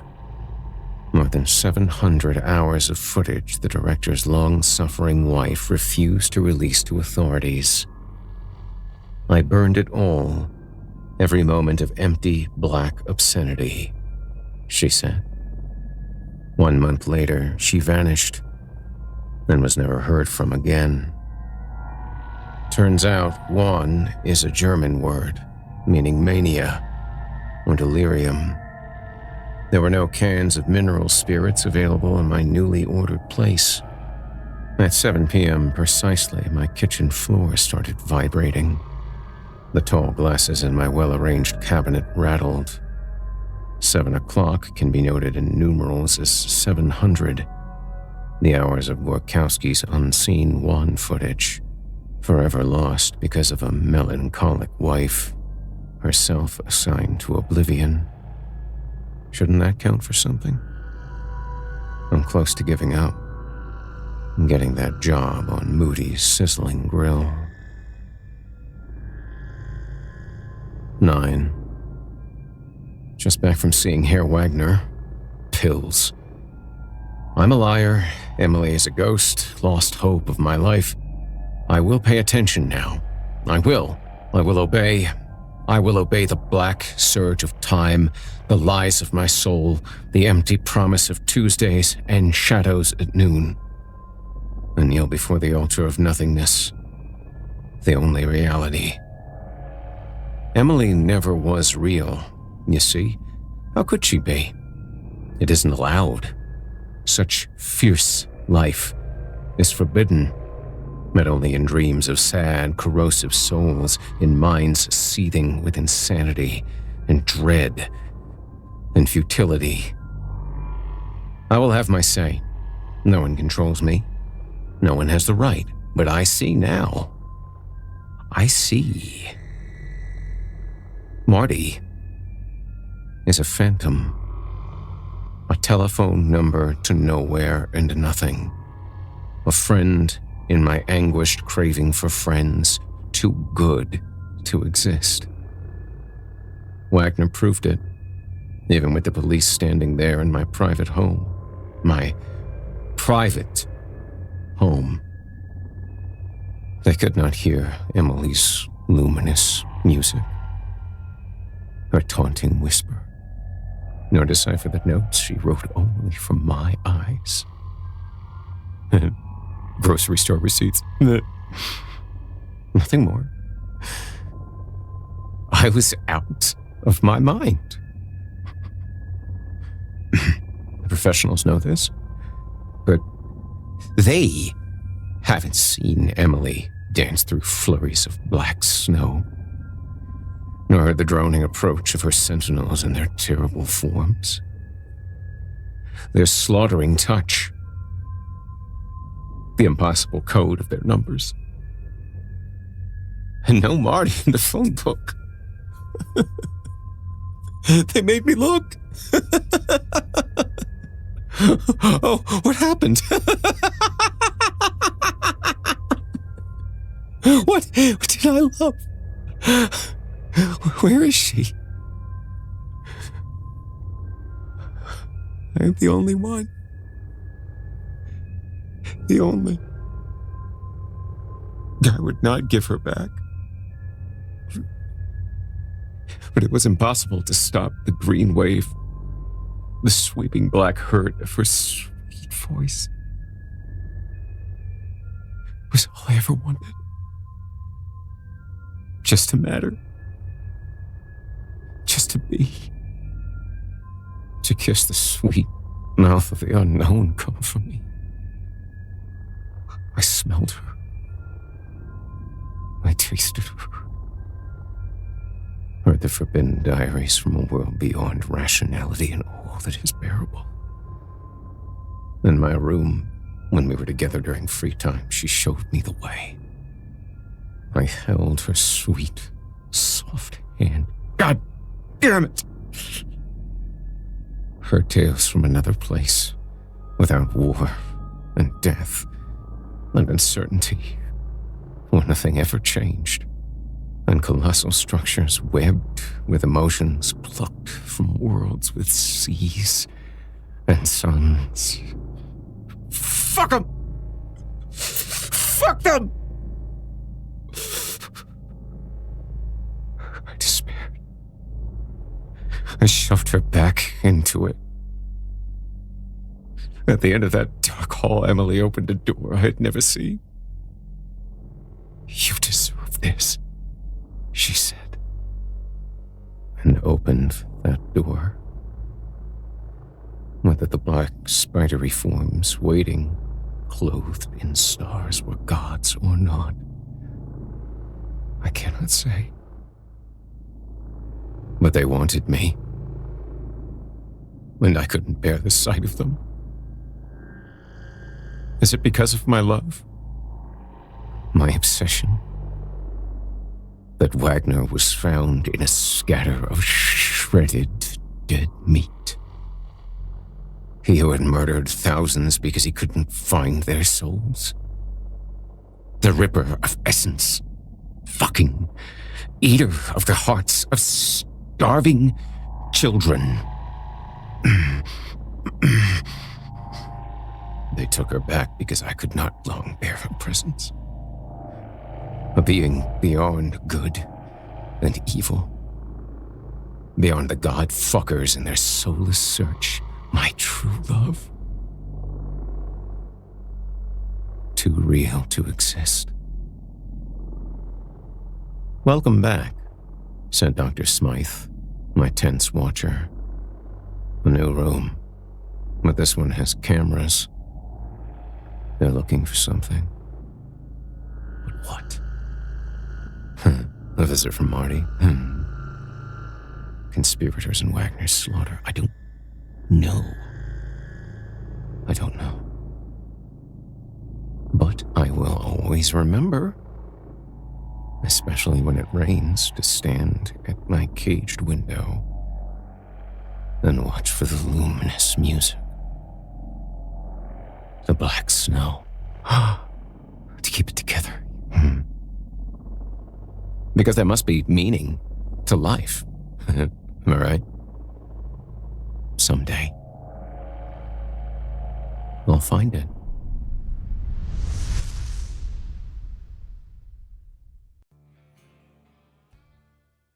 Lenny had been dead more than a week and was not a pleasant sight, lying in a field of parched grass, baked and bloated under the pitiless July sun, when Sheriff Dandy finally received enough angry phone calls to incite his begrudgingly dragging his ample behind off his customary stool down at Kathy's diner and out to Floyd Erickson's place to see about arrangements. Floyd was not friendly at the best of times, as everyone in town knew. The sheriff was expecting him to be more cantankerous than usual, too, what with his grief and all. The old cuss was still a human being, though, Dandy thought as he drove, and people do have feelings to consider. He knew this would require a defter hand in his usual responsibilities, but knew also it simply had to be addressed. He couldn't take those phone calls. It wasn't like Lenny had been a dog. That would have been different, Dandy reasoned, stepping from his cruiser. No sirree. A dog was something else entirely. But Lenny was a horse. Had been a horse, that is. Lenny wasn't much of anything anymore, except a quickly putrefying mound of rotten meat that was upsetting a lot of people enough to make them bother him. Something had to be done. The sheriff hadn't moved more than 10 paces from his car when the smell hit him like a runaway Mack truck on a slick wintertime road. It was a powerful odor, as if every nasty smell that had ever snuck up Dandy's nose had been sweltering for years at the bottom of a bag of soiled diapers someplace, and then decided to leap up altogether and bear-hug his face. Dandy tried to catch his breath without actually breathing. It was a chore. He eventually settled for short, shallow gasps and forcibly gulped down a bag as he climbed the stairs to the porch. The sheriff knocked, noting the peeling paint, loose boards, and Christmas lights, months overdue for removal that maimed the house like infected sores. Not long ago, such disorder would be unthinkable at the Erickson place. That had been before Helen passed, though. Except for a monthly trip to the grocery and feed stores, Floyd didn't hardly come into town anymore. It was for the best. When he had still been making a pretense of socialization, Floyd would stop at Elky's Tavern once in a while, and it always ended in a call to Dandy. The skinny old man was surprisingly destructive after a few whiskeys when he took a notion to be. Lately, that seemed to be the only kind of notion Floyd had. Dandy knocked again and spat over the porch railing, trying to get the taste of rot out of his mouth. It did not work. He sucked a few more wispy breaths, and then a shout like a whip crack came from behind and made him jump. "What you want, Dandy?" "Lord, Floyd!" Dandy gasped/gagged. "You scared the daylights out of me." "What you want?" the old man said again from the bottom of the porch steps. He wore ratty jeans and a white T-shirt stained yellow at the center of his sunken chest and under his wiry arms. A faded trucker cap was pulled low, shading his glare. "I just came by to see how you are." Dandy's words were slick and slimy in his polluted mouth. "Haven't seen you around town." "Fine." Floyd stamped up the stairs and stood aggressively close. "Everything's wonderful here." Dandy took a half-step back and bumped his large behind into the shaky porch railing. "So glad to hear it. Will you be coming into town for the parade?" Beneath the bill of his cap, Floyd's right eye began to twitch. Once upon a time, the idea of a Founder's Day parade without Lenny riding proudly in the back of Floyd's truck, the horse clad in his customary Uncle Sam hat and fake beard, would have been as unthinkable as the current state of the old man's porch. But now Dandy was simply groping for some kind of icebreaker to get this chat started off on the right foot, if that was even possible. "It might be good for you," the sheriff said to Floyd's silence, sweating profusely beneath the old man's stare. He took off his hat and wiped his brow with the back of his meaty forearm, shifting from one uncomfortable foot to the other. Floyd ran a hand over his unshaven face. "Good for me," he repeated slowly. "It might also be good for me, Sheriff, if you'd get yourself back to that diner stool and let me bury my horse." Dandy sighed, then immediately regretted it, as the taste grew suddenly much worse, and said as politely as he could, "I told you already, Floyd. You can't bury an animal that size in this state. It's illegal. Something about contaminating groundwater or something. I don't know for sure, but you can't. You got to call that number I gave you." "It's my property. It's my horse." "I understand that, Floyd, but people are complaining about the smell. It's pretty bad, don't you think? It's a health concern. If you don't call that number, I'm going to have to do it for you." "Complaining?" Floyd gave an ugly chuckle. "You've been getting bothered, Sheriff? A few phone calls keeping you from your afternoon pie?" Dandy straightened up and slapped the hat on his thigh. "Now see here, Floyd. I'm real sorry about your wife. Everybody is. That's why we've been letting you carry on this way. And I'm real sorry about Lenny. I know you loved that critter. You've had a damn rough go of things these last few years, and it just ain't fair. But the law's the law." Floyd tipped his hat back, and his scowl searched the horizon. "It's all gone wrong." "I know, Floyd, but sometimes there ain't no reason for things. It's nobody's fault." "Bull," the old man sneered, tugging his hat brim down, all business again. "The corn wilts in the field when I done everything just the way I always have, and it's my fault. I gotta tuck tail and live on food stamps. Watch my wife go without. Then Helen rots away, and they say it ain't nobody's fault. I still got a whole heap of bills from those smart-ass doctors." Floyd stuffed his hands violently into his pockets as if to keep from hitting something. It's this damn town. It's the rotten soul of this place people are smelling, Sheriff. Not my horse. Now get off my porch and leave me be. Dandy, seeing this was not going to end well if he pushed the matter today, put on his hat, hitched up his belt, and moved to the steps. Okay, Floyd, but if Lindy's not gone in 2 days, I'm going to have to make that call. Understand?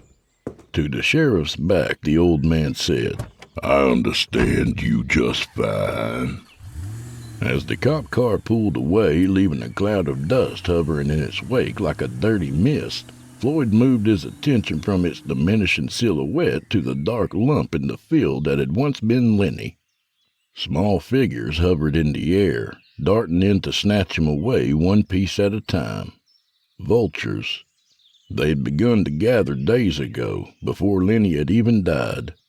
A horde of the gloomy, hunched birds dotted the fence on the far side of the field now, watching Floyd's every move with eerie patience. Scavengers gotta eat too, Floyd thought as he reached for the pistol tucked into the back of his jeans. But not yet. He pulled the slide back and thumbed the safety off as he walked down the stairs. Not yet. The remains of Lenny were not in the field when Dandy drove by 2 days later. He lowered his window a crack, and only the faintest remnant of the terrible smell remained in the air, drifting up from the dirt like campfire smoke from a pair of Levi's after a cookout. Floyd was nowhere to be seen either, a fact for which Dandy was equally thankful. Truth be told, the old man scared him. There was something in his eyes a few shades darker than simple anger when he spoke, something more terrible than grief in his voice when he said, I understand you just fine. Dandy could see where the old man was coming from. The county had changed, but Dandy believed the man had to learn to roll with the change if he was to survive his trek through this crazy world. The Erickson spread had once been the outskirts of town, but now the houses and shops and gas stations had spread out like spilled beer around the bowl of pretzels. The land that had once belonged to small farm operations had been picked up cheap by city folks with city money. They loved living in the country, thought it was real quaint. The new highway and businesses had eagerly followed their rural migration. Lordly estates had sprung up like weeds. 2- and 3-car garages, big swimming pools, and driveways the size of parking lots now dominated what was once pasture. It was good for property values, but the farmers who had been struggling to make their payments as it was quickly learned it was easier and more profitable for the banks to foreclose, roust them, and sell the land to a lawyer looking for a house with a big yard. These new folks liked the idea of the country, Dandy had quickly learned, but not the reality. They loved the farms that lined the picturesque horizons, but they despised the smell of fertilizer and the noisy work that started early on weekends. They complained loudly, and they complained to Dandy. The sheriff turned the car around and headed back to town. At least the old man had come around. His threat to Floyd had been a bluff he had not looked forward to being called on. It was the air of desperation, Dandy decided, that made the guy so unsettling. He was old, with nothing left to lose, and that was a dangerous creature. Even fat, simple Sheriff Dandy knew that. Floyd watched the cruiser turn around and drive away, peeking out from between the barn doors. He saw the sheriff's big head in the window, chins jiggling with each bounce. Floyd slowly returned to the rancid dark, whistling an old work song his father had taught him long ago. A pleasant song, his old man had said, can make even the worst job go quicker. Floyd, now an old man himself and not as strong as he once was, hoped that was true. He had bad business ahead of him today. Though it had always proven accurate, he had never tested his father's theory quite this severely before. In the center of the barn, beneath plastic tarps, Lenny festered. The tarps muted the smell. It all but disappeared outside in the breeze, but in the barn the air was still pretty horrid. Flies buzzed in thick black clouds around the large murky room like shadows come to life. Floyd readjusted the bandana around his mouth and nose, but they found his eyes quickly and worried his face as he set to work. His tools were spread on the table near the wall, neatly arranged. He was a stickler for order. Helen had nagged that trait into him early in their marriage. It was one more thing he hadn't realized she had done for him until it was too late to thank her. He pushed the thought of his wife away. There was no room for good memories in that nasty darkness of the barn. He didn't want those beloved recollections infected with the budding memories of what he was about to do, like wiggling maggots in a once-prime steak. Plenty of time for memory lane later, he thought. Now, I gotta get ready for Main Street. Because whatever else the stupid cop had said, he had been right about one thing. Floyd was going to attend the parade. It would indeed be good for him. Lenny was coming too, of course. The silly old horse had loved the parade even more than Floyd. He wouldn't miss it, not over his dead body. With a precariously tall tower of soft serve rising out of a waffle cone in one hand and an extra-large cup of lemonade in the other, Sheriff Dandy returned the waves of the citizens rushing by with friendly nods, keeping his hand steady and his refreshments within easy reach of his mouth as he strode about the bustling streets. The Founders' Day festivities were going full tilt. Everyone zigged and zagged to stake a claim to a spot along the main drag from which to watch the parade from. A band of scruffy high school boys wrung the last few seconds from a Red Hot Chili Peppers cover, to the squealing delight of a gaggle of high school girls, as the crowd began to flow away from the stage in the parking lot of the shopping stop toward the sidewalk. The sun was out, but it was not too hot, and there had not been a single incident that merited Dandy's attention yet that morning. The streets were packed, the sidewalk jammed with excited youngsters and amiable parents pressed close. Cameras clicked. Heads were thrown back with laughter. Sun glinted from hundreds of pairs of tinted lenses on hundreds of smiling faces. All is right with the world, the sheriff thought, taking another luxurious lick of his ice cream. He had at first kept an eye out for Floyd, thinking perhaps tradition would win out and the old man would make an appearance. Now the grumpy coot was miles from Dandy's thoughts as the contented sheriff eyed the horizon and awaited, along with everyone else in town, for the start of the parade. When asked later, Dandy could never be certain if he saw the truck before he detected the smell. Many years and even more flabby pounds afterward, when he was half senile and long retired, and told his tales from a booth instead of his usual stool at Kathy's diner, Dandy could not be exactly sure when he knew something bad was about to happen. Then again, he never was much of a cop. Ask anyone else who was there, though, the ones willing to talk about it, that is, and they'll tell you it was the smell. The smell came first, then the truck, and with it, the town's first glimpse of Floyd Erickson's terrible piñata. Lenny's sagging belly hung pendulously beneath the rest of the corpse, which swayed in the golden afternoon light, suspended by heavy chains from a makeshift scaffold in the back of Floyd's truck.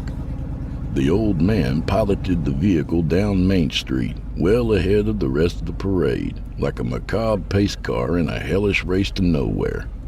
The maggoty animal's corpulent gut hung so heavily that it tore at the stretched hide that held it in, rending large crimson streaks in the faded gray coat that had once been a healthy chestnut hue. From the bottom of that fleshy sack, a tightly coiled line of wires protruded from a sutured gash. They led through the cab's small back window, a wick slithering from some abominable candle. Behind the wheel, Floyd looked neither left nor right, but straight ahead with a fixed, unblinking certainty. He steered the truck and its repugnant display slowly down the parade route before the hushed crowd, a tightly stretched smile pulling the corners of his mouth too high, his eyes too wide and shiny. Then the carcass exploded. First, they say it swelled. The skin stretched further, the gut hung lower, and all of Lenny seemed to expand and strain against his already weakened seams like a balloon animal filled with an extra breath too many. The effect lasted less than a second, but still they remember the bulging, the ripping. Then the soggy meat gave way. What remained of the horse surrendered to the outward pressure of the explosion after Floyd punched the detonation button on the device in the seat beside him. Gore rained down on the crowd.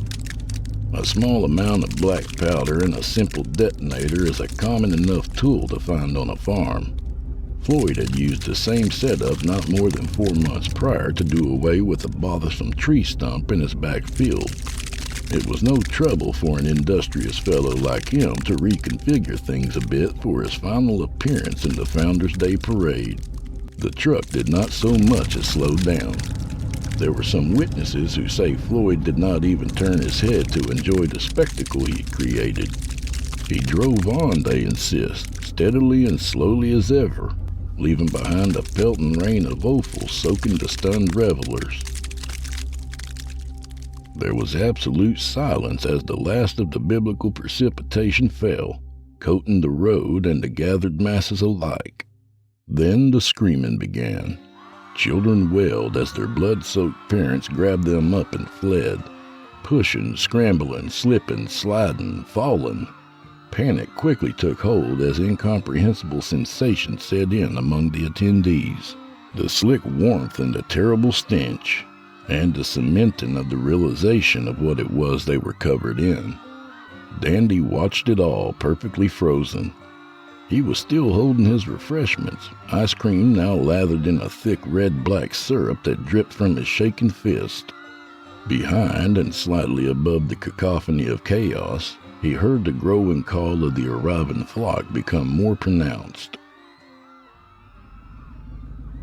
Up the road, Floyd in fact did spare a single glance in the mirror to watch as the first eager arrivals began to dive down upon the fleeing throng. The crows had come first, as he had guessed they would. They were the more predatory species, but the vultures would not be far behind.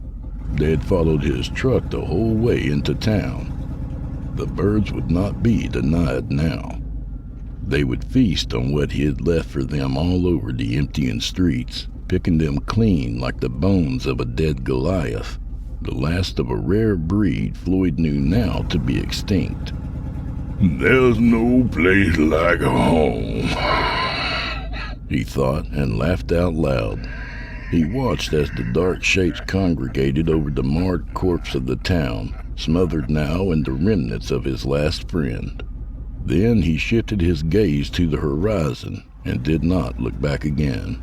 Scavengers gotta eat too, Floyd thought as he reached for the radio dial. They get us all in the end. Soon he knew they would get him too. There would be sirens, flashing lights in the mirror, and questions. So many questions.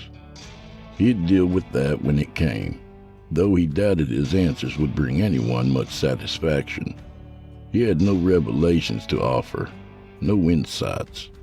That was all still to come, though. For now, there was only the road flowing out before him like a long black river, speeding him away from bad memories and haunting failures. Not back into the past so much or off into some fantasy future, but rather sideways it took him, wrapping Floyd in a vague and comforting better version of the present. The music was loud, the day clear. For just a minute he could see Helen in the seat beside him, laughing and tossing her hair back. She was young and pretty again, not eaten up by cancer, not sick anymore. He looked through the blood that covered the rear window and saw Lenny standing proud in his Uncle Sam getup. The dumb horse was shaking his mane as if he were laughing too. Floyd laughed along with them, rolling down the driver's window and sticking an elbow out into the wind. His shoulder was pelted by beading blood, bits of slimy flesh flying off the hood. He didn't notice. He tugged his cap low, kept his eyes on the far horizon, and left everything else to rot in his wake. That, as he had recently learned, was called progress.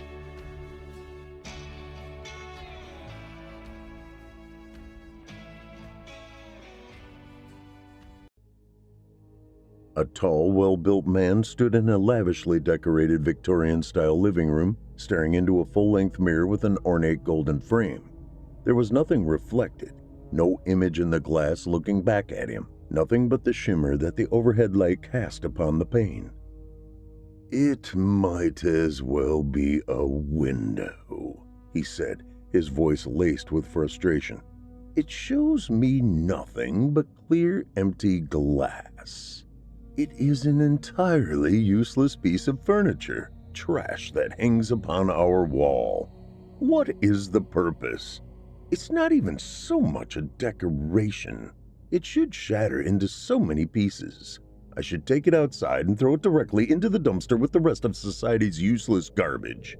Every time I lay eyes on it, the sight of it angers me. It taunts me. A cruel trick to play on myself. And for what?" Nearby, a thick-bodied, voluptuous woman with an enormous wave of blonde hair and 2 big golden hoop earrings rolled her eyes. "Why does this suddenly matter so much to you, Samuel?" she said through red-painted lips. "None of us have reflections. That's just how it goes. And a window would show through to what's on the other side. That's a dumb comparison. You can't see through the mirror. You would think maybe lacking a reflection would tame your ego and lessen your vanity to a degree, but it seems not." Samuel rubbed at his face with his hands, feeling the features, tracing the point of his nose with his fingertips, that sharpness of his cheekbones. He was like the blind, trying to discern the features of a face by touch alone. "This is not about vanity, you irritating cow. This is about life, about purpose, the reason for being, existence, everything.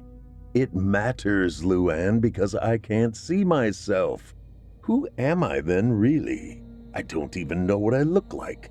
Am I just supposed to take your word for it? How can I be vain without an identity? The eyes are the windows to the soul, and I can't see my own, Luann. I'm blind to my own self. If you took a minute to actually think about things, you would realize that you are in the same boat, and it would be equally disturbing, but you are too simple for that." Luann glared at him. Her own anger contorted her delicate features, making them seem harder. It brought out the edges in her rounded face. "Simple? Because I choose not to focus on things I cannot change? Because I don't want to sit around like you and wallow about the things that have always been this way? You ask what the point is, Samuel. What is the point of that? It's entirely ridiculous, and you keep attacking me just because you're frustrated and upset, and I don't have to accept that from you." Samuel sighed. He lifted his arms and then let them fall limply to his sides like broken wings. "You're right. It's not your fault. I just don't understand how you can take this so lightly, how you can be so unbothered. I want to know who I am. I want to know where my blemishes are, see the minute details of my face. Do I have crow's feet next to my eyes? Is there a birthmark somewhere? A mole or a freckle? Maybe even a scar? I've definitely had plenty of opportunities to earn some. Maybe I'm completely covered, Luann. Maybe I am just a mass of scar tissue. Perhaps my appearance is something truly monstrous." Luann closed the distance and put a supportive hand on his arm, her fingertips tracing lines over the firmness of his bicep. "You look gorgeous, lover. You look just as you did 100 years ago. There are no scars or blemishes. You are flawless skin and high cheekbones. Let it rest, please." Samuel sighed and pulled away from her. "And I have to simply trust your word because I can't see for myself. I could be hideous, and you could be lying right now, and I would never know. How could I know? What kind of life is it where I have to trust you more than my own self? How is that a life worth living, Luann? Can you really not see the problem with this? You don't know what you look like either. Look at the mirror. I'm serious. Do it. Go on. Look at it. Tell me what you see when you look at it. What do you see, Luann? Nothing. You see nothing because you're just like me. You see glass just as I do, window or no window. How does that sit so well with you? Look at it, think about it, and then answer me honestly. Don't shut me out. Don't ignore the truth. You want me to stop? Indulge me for a moment. Look at it and tell me. Luann huffed and threw her arms up. She stomped over and stood before the long wall mirror. She stared for a moment, then said, "Yes, I don't see anything. I also don't need to see anything because I've never seen anything and I've grown accustomed to that. That is who I am. I am being honest with you. I am always honest with you. There has never been a day when I haven't been honest with you. I have absolutely no reason to lie. It doesn't send me into crisis looking at a mirror, Samuel. I'm sorry. I don't know why. Because it just is, I guess. It just is, and I'm okay with that because it's reality. Because I accept things how they are. The things I cannot change. Because it will only drive me insane not to, and you are the living proof of that. Now, the only thing driving me insane is you. But I'm not living, Luann. Even if I were alive, I wouldn't be living, not without an identity and a sense of self. What kind of life is that? No, I'm merely existing, Luann. Simply existing, nothing more. I might as well be a ghost. Luann growled. She turned away from the reflectionless mirror to face him. What is the point of all this fussing? Dwelling on things like this does nothing but hurt you. Hurt us both. What good could possibly come of this? What do you hope to gain by thinking about things like this all the time? You dwell on it and you incessantly talk about it, and it is causing both of us grief. Maybe you should go back to therapy, Samuel. I think maybe a professional will be better equipped to see you through this than I am. We just talk in circles. It isn't helping anyone. Samuel groaned with disgust and moved around her to once again stare back at the mirror.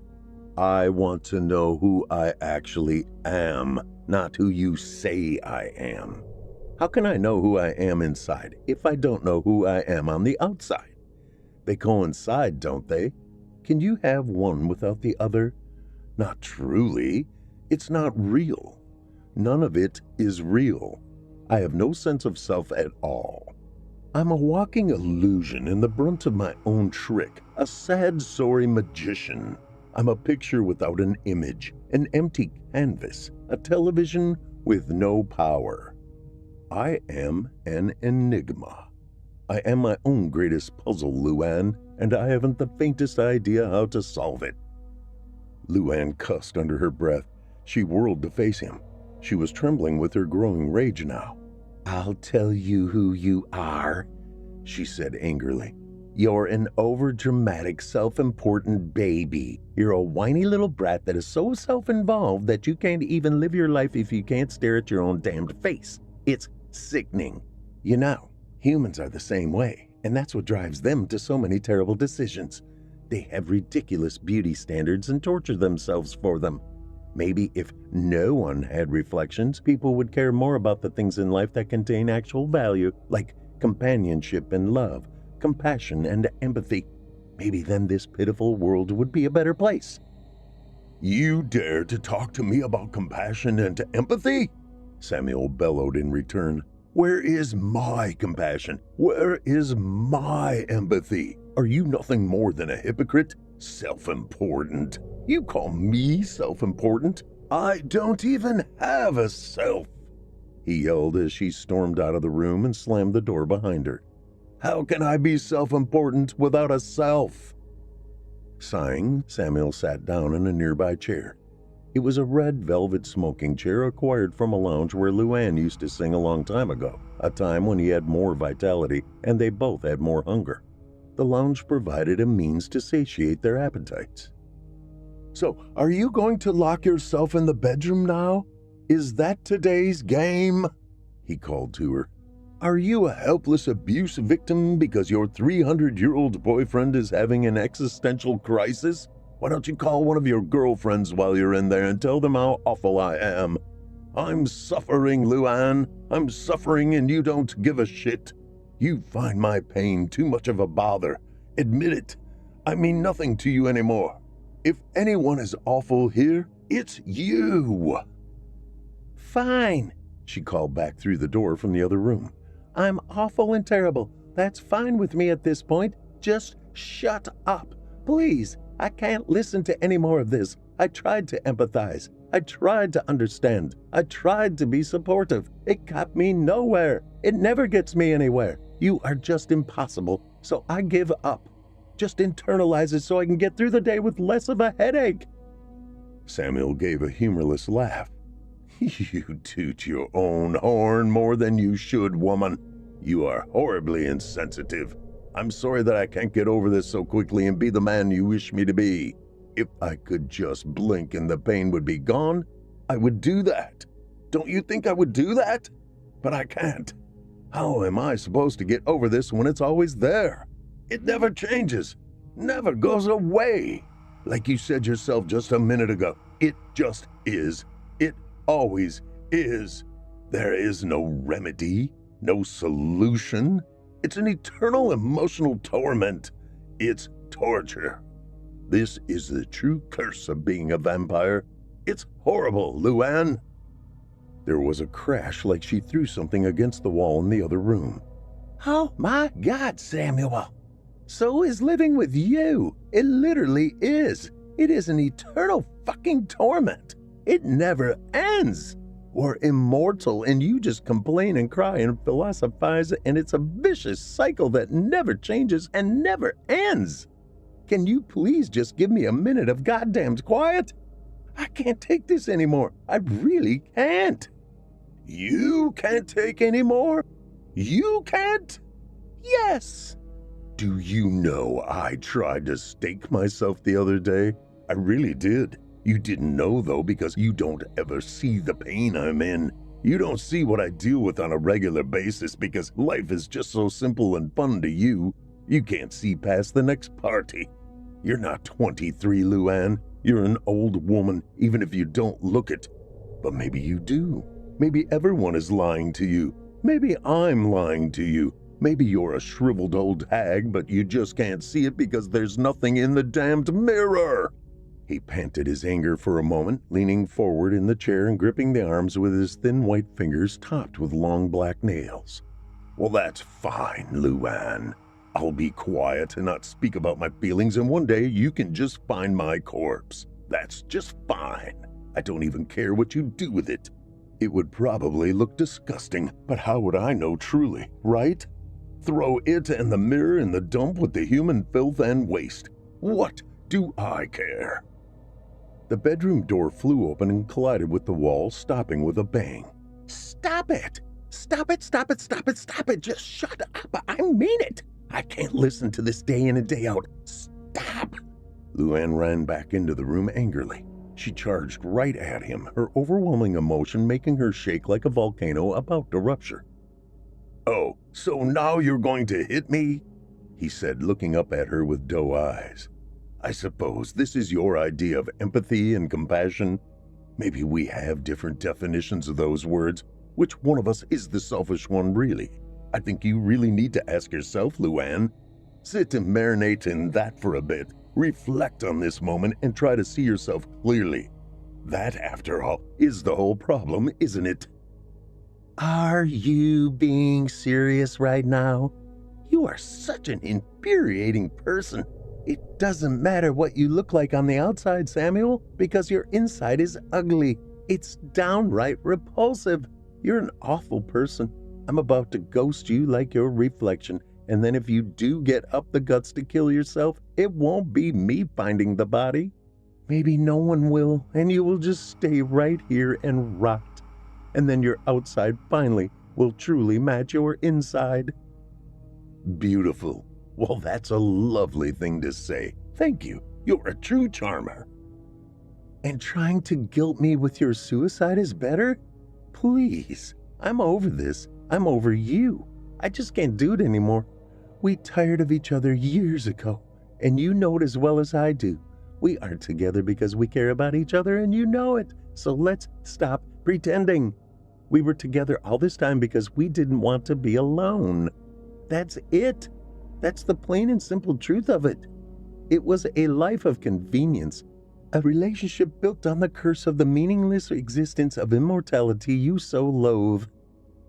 Samuel looked up at her, hope twinkling in his eye now.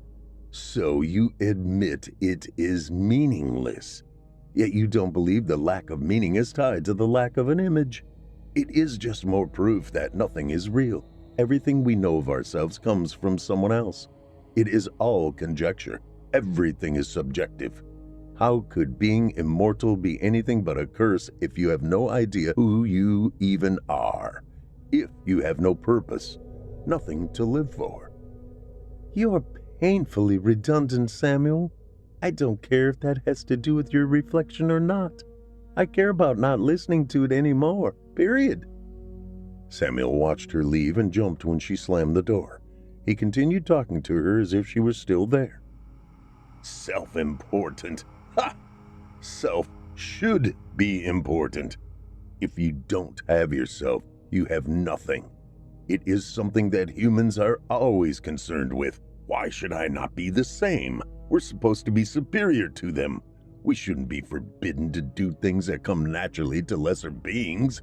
Is it forbidden for our kind to search for the truth of our own identity? Maybe we never get to have a coming-of-age story because we never come of age. Have you thought about that? I doubt it because you don't bother to think about anything. You are so thick and so hollow. I suppose that makes you lucky. It is the people that are like you that succeed in this life, or whatever you choose to call it. The people who fail to look deeper into anything, who just coast on by without a care. Is that how our kind is supposed to be? Is that what was intended for me? Do I suffer simply because I am a deeper, more intricate person? People like us just go on endlessly. However, they were the moment they became eternal. It is exhausting, this tireless life. Can you find irony in that? I'm glad you're gone. Stay gone. I don't care. Samuel dragged himself to his feet. He shuffled to the bathroom in somnambulistic fashion and turned on the shower. Then he stripped down as the steam began to rise like smoke drifting from the clawfoot bathtub. Mindlessly, Samuel stepped into the hot water. He looked out at his arms, his legs, the parts of him that he was able to see, his belly and genitals. It felt like possession, taking someone else over and looking through their eyes. None of it felt like this. Samuel spoke out loud over the incessant patter of the beating water. Whose arms and legs are these really? They belong to me, I suppose, but who am I? I can look down at this chest, this stomach, this member that stopped being able to create life centuries ago. None of it means anything without a face. Without a face, it could belong to anyone, a robot even, a machine. He was crying now, his tears racing the rivulets of shower water down his pale flesh, falling from the face he couldn't see. The face is what makes it all belong, makes it real unique, its own. These are all just pieces of a generic phantom body that belongs to no one or anyone all the same. You can attach any face to it and it will suddenly change and become a person, a very specific person, but my view contains no face. I am a faceless entity walking through immortality without direction. We all are. That is our fate, our curse. We are granted forever, but not as people, as nothing, as nothing. Later, when Samuel was dry and wrapped in his red velvet bathrobe, a cigarette hanging from a stranger's lips but making him cough nonetheless, he sat at his desk, eyes that to him were neither pretty or hideous, staring at the screen of his open Chromebook. You can search on the internet for anything. Luann can't help me, but someone can, and I can find them here. You can find anything you want on the computer these days, except for your own goddamned reflection in the blank screen. His fingers traced over the screen as it came to life and the wallpaper rose from the darkness in bright color. If only he could do the same. My photo file folder is empty because I can't take photos. Selfies are images of an empty room. There's nothing to show me to myself, no medium with which to see my true guise. I can photograph the room, the humans that pretend not to be afraid of me, the food on my plate, but never myself. Not even the hands and feet I can see in the shower. Pictures come out without me in them, and that's not supposed to bother me? My memories can't be preserved, my special moments held on to. Yet I get to see everyone else that was there, not others with me like Luann, but I get to see the frozen moment in time for all the strangers, the humans, the people that meant nothing and bring nothing to my life. I get to see them getting what I can never have. Samuel looked over at a bra draped across the bedpost behind him and he snarled, "How can she live with that so easily? Something is wrong with her, not me." Then he looked back at the screen and his eyes lit up. His mouth fell open. He wondered what it all looked like. There was a profile on the screen that called to him and now he would return the favor. "Ah, you're perfect," he said to the person on his screen, staring back at him unknowingly. "You have such elegant style. It's exquisite, real, beautiful, and tragic all the same. I believe I have found the one I am looking for. Now I'll just email you my address and list a job offer that you will be unable to refuse that is only available if you come right away. And send. That should do. Soon I will have solved this eternal crisis. You see that, Luann? I am not just content to be a victim. I got to work. I found a solution. What are you doing? You're probably out there getting drunk again, dancing with your food. Pathetic." It wasn't long before the knocking sounded at the door. His job offer answered. Samuel could feel the human on the other side of the door. He could hear the nervous thrumming of their heart. When Samuel answered the door, he made sure to make eye contact with the thin millennial adorning an even thinner goatee that stood before him complacently, his eyes glassy. "You're here because I love your art," Samuel said to him. The young man just stared back, his gaze blank and his body motionless, though the heart in his chest continued to pound. "You are going to use that art to be my personal mirror.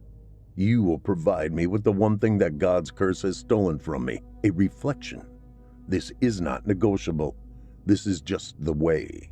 You will live here now and you will only paint, and paint what I tell you, nothing else. I will allow you breaks to eat and sleep and have sex if I'm in the mood, but you will only do so when I condone it, as they are only being afforded to you as a means of survival so that you may continue painting. Not if you understand." The young man made his first movement since his arrival, just the slight bob of his head. "Good," Samuel told him. "You belong to me now, mirror. Welcome home." Later that day, Samuel watched the glassy-eyed young man put his brush down and then push his seat back with a loud screech. Samuel smiled and suddenly wished he had for the painting the man had just done. He wondered what his smile looked like. Was it awkward? Did it fit his face? Were his teeth straight? Unconsciously, he reached up and touched them, running his fingertips over the ivory. Samuel stood with a stretch, his robe hanging open and his nakedness showing. There was no reason to hide himself from his current company. Humans wouldn't hide from their own mirror, would they? There would be irony if they did, taking for granted the gift that had been afforded them.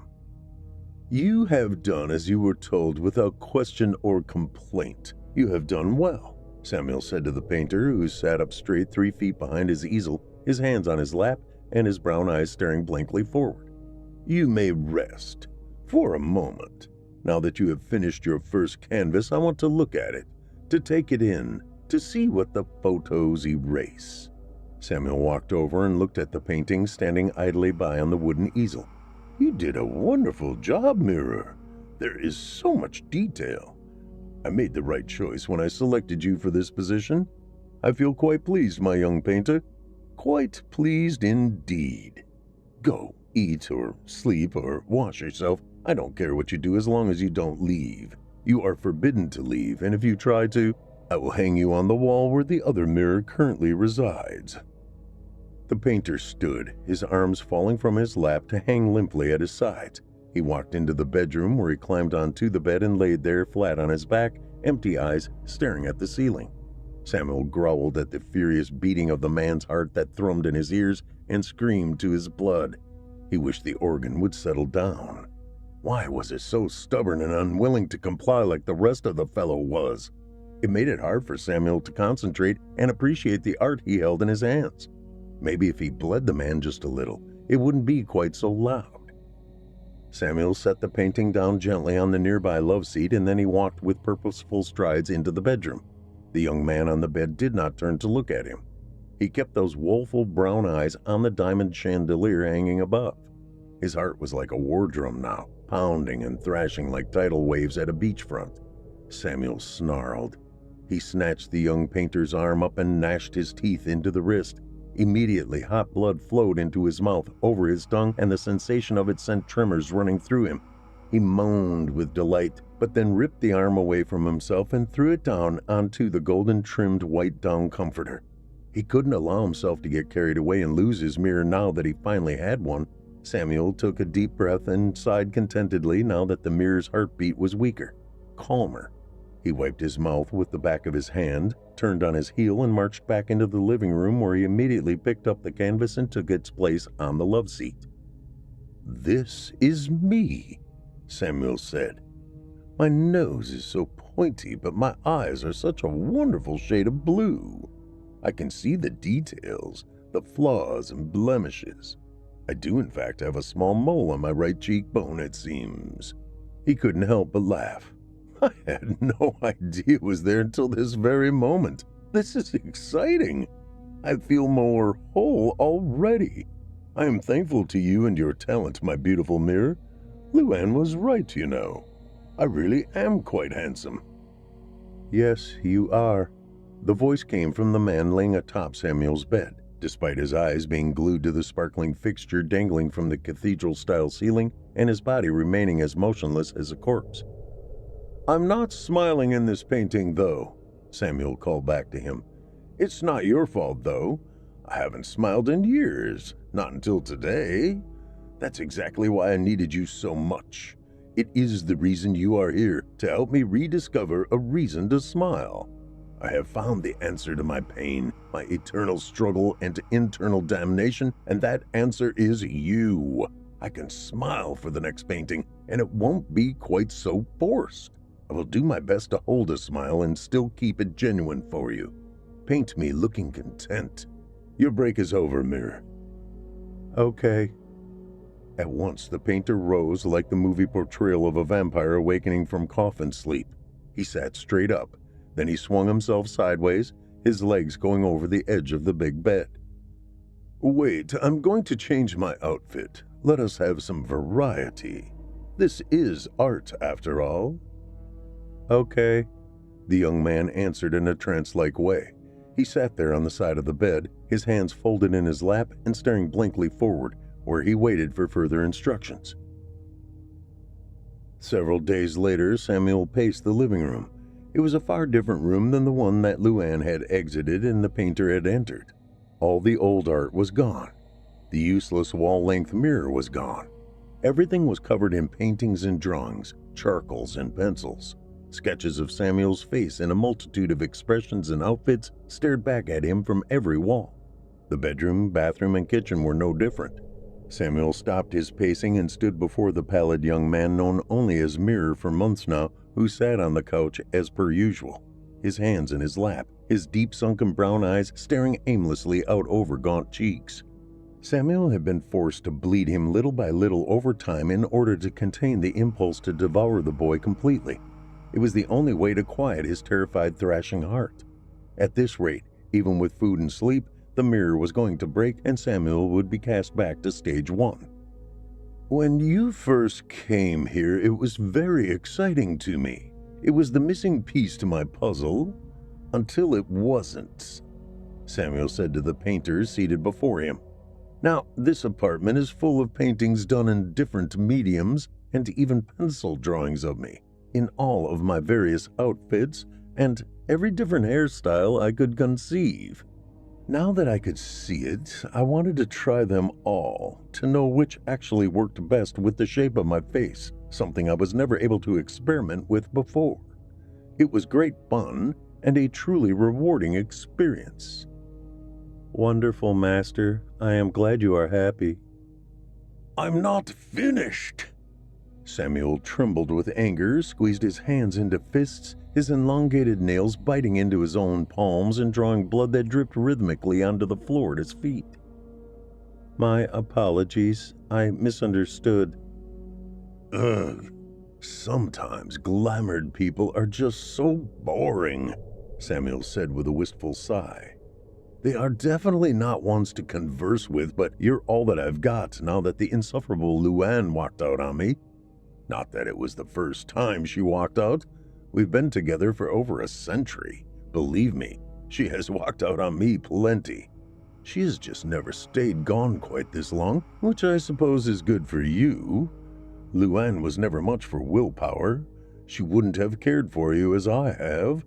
She wouldn't have understood the importance of you. No, she would have seen you as another plaything, a toy, and nothing more. There is nothing deep to that woman, I tell you. If she had come home while you were here, she would have taken your life in glorious and brutal fashion, and truthfully, I would have been saddened by that. Are you not even grateful? You stare at me so blankly. You are alive because I allow you to live. In that sense, I am like your God that so many of you humans blindly worship. I give you life, and in exchange you follow me and do as I command. It's quite beautiful, really.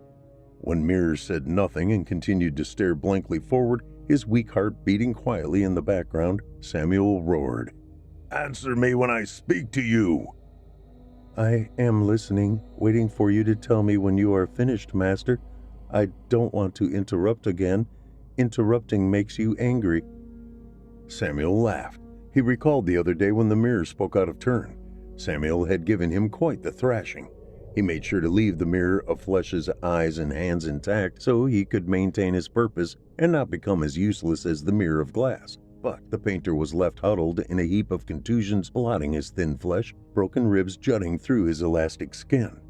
Samuel had smiled when he looked down upon the unmoving human who continued to stare endlessly forward because tears glistened in the corners of his wide-open eyes and fell in slow streams down his beaten face. He didn't utter a sound, though, not a single one.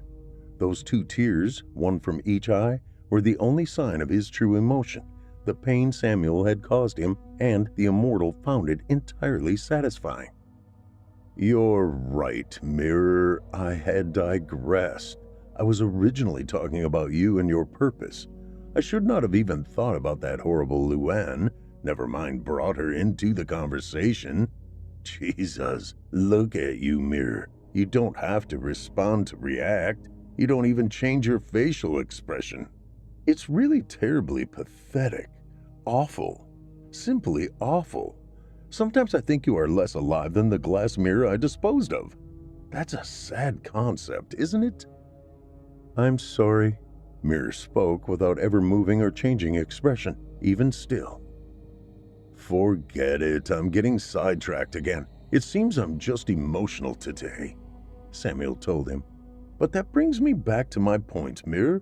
I've changed my appearance again and again and had your eyes and hands create my reflection each and every time. Your skill never wavered.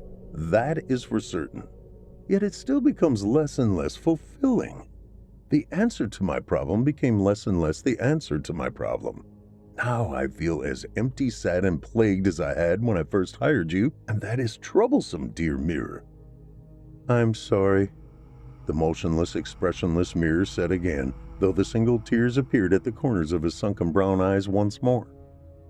Well, I mean, the art helped.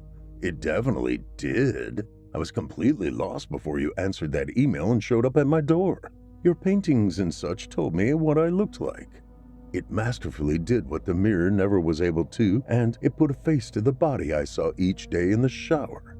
I became a person finally, a reality, something more than an idea with a voice, something more than simply floating appendages that did what I willed them to do, no different than you do now. There is nothing alive about you. There was nothing aliver about me before you. I'm sorry. I'm trying to say something. Will you please let me finish? You said you didn't want to interrupt. Please don't make me beat you again. Yes, Master. Samuel took a deep breath and let it out slowly. Your art showed me what Luann saw every day she was here, what her eyes took in when she was with me, but even still, it nagged at me that none of it told me who I really was.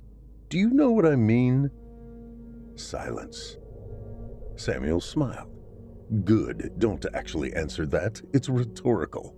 It's just that even the most skillfully detailed of fabulous paintings, which yours definitely are, Mirror, are in the end still just paintings. The eyes on the canvases are beautiful and brightly colored, but they are also empty and flat. And then I think, that isn't me. That's Luann. That's how we got here in the first place, because I am deep and sensitive, and I think. I, unlike her, feel things, you know? I may not have ever seen my reflection, Mirror, but I knew that much about myself. I always knew that much.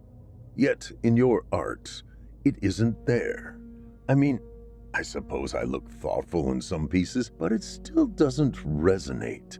I cannot see my soul reflected on even the most beautiful matte canvas. I have been trying, but it is as impossible as finding myself in the mirror. I need more. I need to understand the person behind those eyes that you have so skillfully painted. I need to see and to know the truth of who he is, who I am. I want to know the man, what he's actually like on the inside. Do you understand? Answer this time. Yes. Okay, good. I'm going to ask you to try something new, to do something a little different with your brush this time. Hear me out. Well, I suppose you have no choice, really. You are forced to listen and to comply whether you like it or not. That's our dynamic. Correct. Jesus, you are terrible at knowing when and when not to respond, Mirror. It is a miracle that I haven't killed you by now. I'm sorry, Master. Just hush. This is important. Listen to what I tell you because I need you to do it and do it correctly. Yes, Master. Sometimes you are as insufferable as Luann. Do not apologize. I will likely vomit if I hear your apology again. Moving on. I want you to create another piece, but not with the acute attention to detail you normally use. I want you to look deeper, to not replicate what is on the surface, but to actually recreate my soul, or at least an artistic representation of it. I want you to know. I need you to not simply look at me, but rather look in me, and then paint what is there. Show me what hides behind my exquisite blue eyes, what lies underneath my flawless white skin. Show me the truth of who I am, Mirror. Paint me. Okay. Show me how you really see me, Samuel said. Entertain me. Show me what even my reflection could not. I will. Good. You may just hold on to your emotionless existence a little longer. Not 2 hours later, Samuel stood and moved to look at the mirror's finished painting after the artist robotically put down his brush and loudly pushed his chair back away from the easel. Samuel took in the image on the canvas and he snarled, low and guttural. He turned to glare at the mirror, but the mirror in turn only stared blankly forward. What is this? Did you not hear what I asked you to do? What have you created here? I don't understand. You are still glamored. You should not have done this. You should have been forced to do as I commanded you, yet you failed somehow. You have created this terrible thing that sits before you. What is the meaning of this? Samuel asked. panic lacing in with the anger that spilled from him, the two emotions winding over each other like the fingers of two lovers' hands intertwining. I demand to know, Mirror. Tell me now. Is this some kind of sick joke? What have you done? Explain yourself. Explain yourself this instant. I command you to. Silence. The young man and his weakly beating heart just stared forward, eyes unseeing. I demand you explain this painting to me, Mirror. This picture is hideous. It is truly disgusting. It is all blues and mottled grays. This is not art. It is a bruise, and one that has not been tended to or cleaned. It is filthy and dark and sickening to view. The eyes, my eyes, are dark, sickening red like stale blood that is no longer safe to consume, and the mouth is full of sharp, jagged teeth like razors that barely fit next to each other. They overlap and jut out like they are biting for control. Thick, dark blood that spilled over like an overfilled wine glass runs down what should be my pristine ivory chin, but is more a thickening translucent, showing the veins and arteries that scrawl beneath like warring serpents. The blood is streaming down my neck and making me look a mess, uncouth, uncivilized. It is gluttonous and vile, tactless and repugnant. I am a man of class, Mirror. There is a black heart coated in thorny barbs, swirling in a twister-like cloud of darkness buried in my chest cavity. How could this possibly be what you see in me? I was expecting adoration. This is anything but. Explain, now. If you don't, I will kill you and be done with you forever. Speak. Yes, master, Mirror said then, his head turned slowly to face his master, his brown eyes looking into Samuel's own. Those lone tears glistened as he spoke, though his voice remained as monotonous as always. It is a monster, master. It is you. You are a monster. You bent my will, enslaved me, forced me to abandon my life and my family, my wife and children who remain at home without me to love and care for them, just for me to follow you around this horrible apartment, endlessly painting and living as your mirror. You forced me to leave my children fatherless in order to support your narcissistic vanity. This is your truth, who you are beneath the painting. You are filth, evil. You are darkness incarnate. See yourself clearly for the first time. Samuel roared with unbridled fury.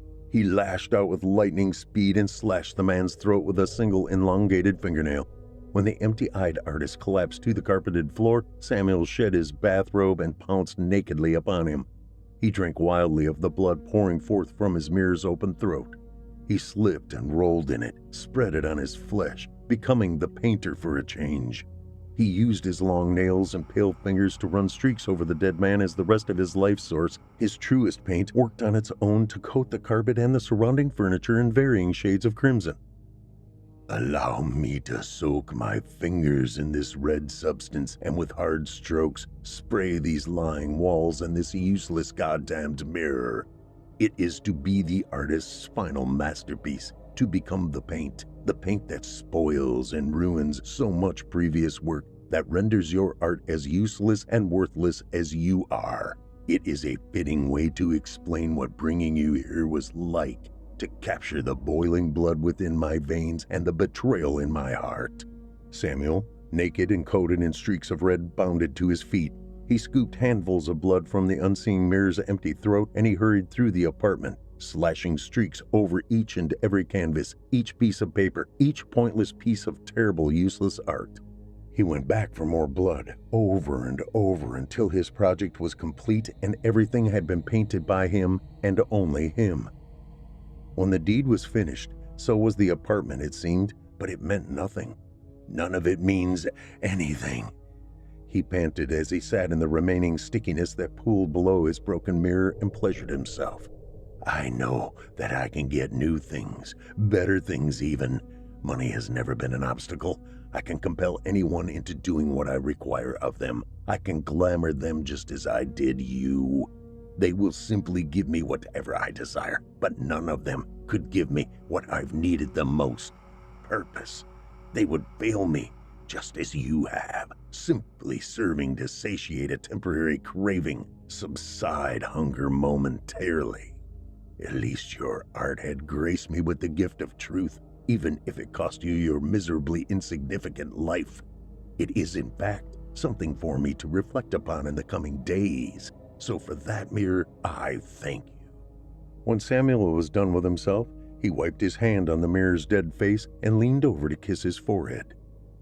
The lack of reflection wasn't a curse, Samuel spoke when he realized. Maybe this is what Luann was trying to tell me, and she was deeper than I had credited her for.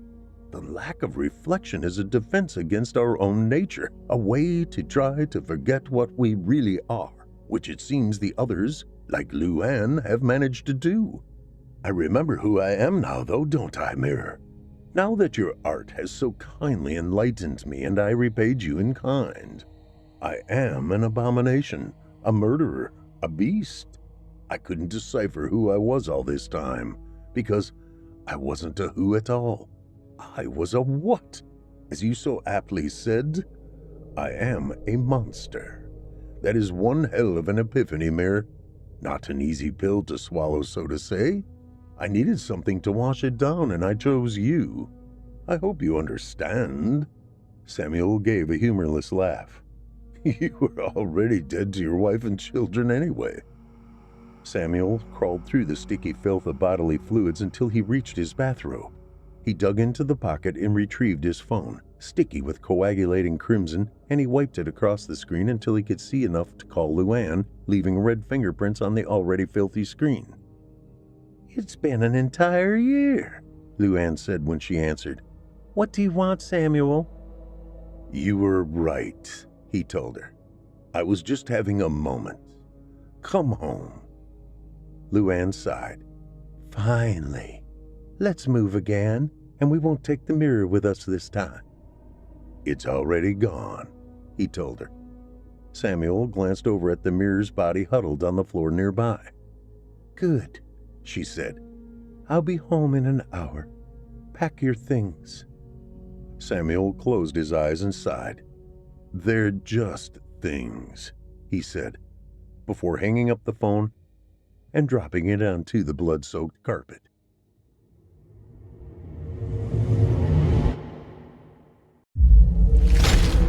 Chilling tales for dark nights.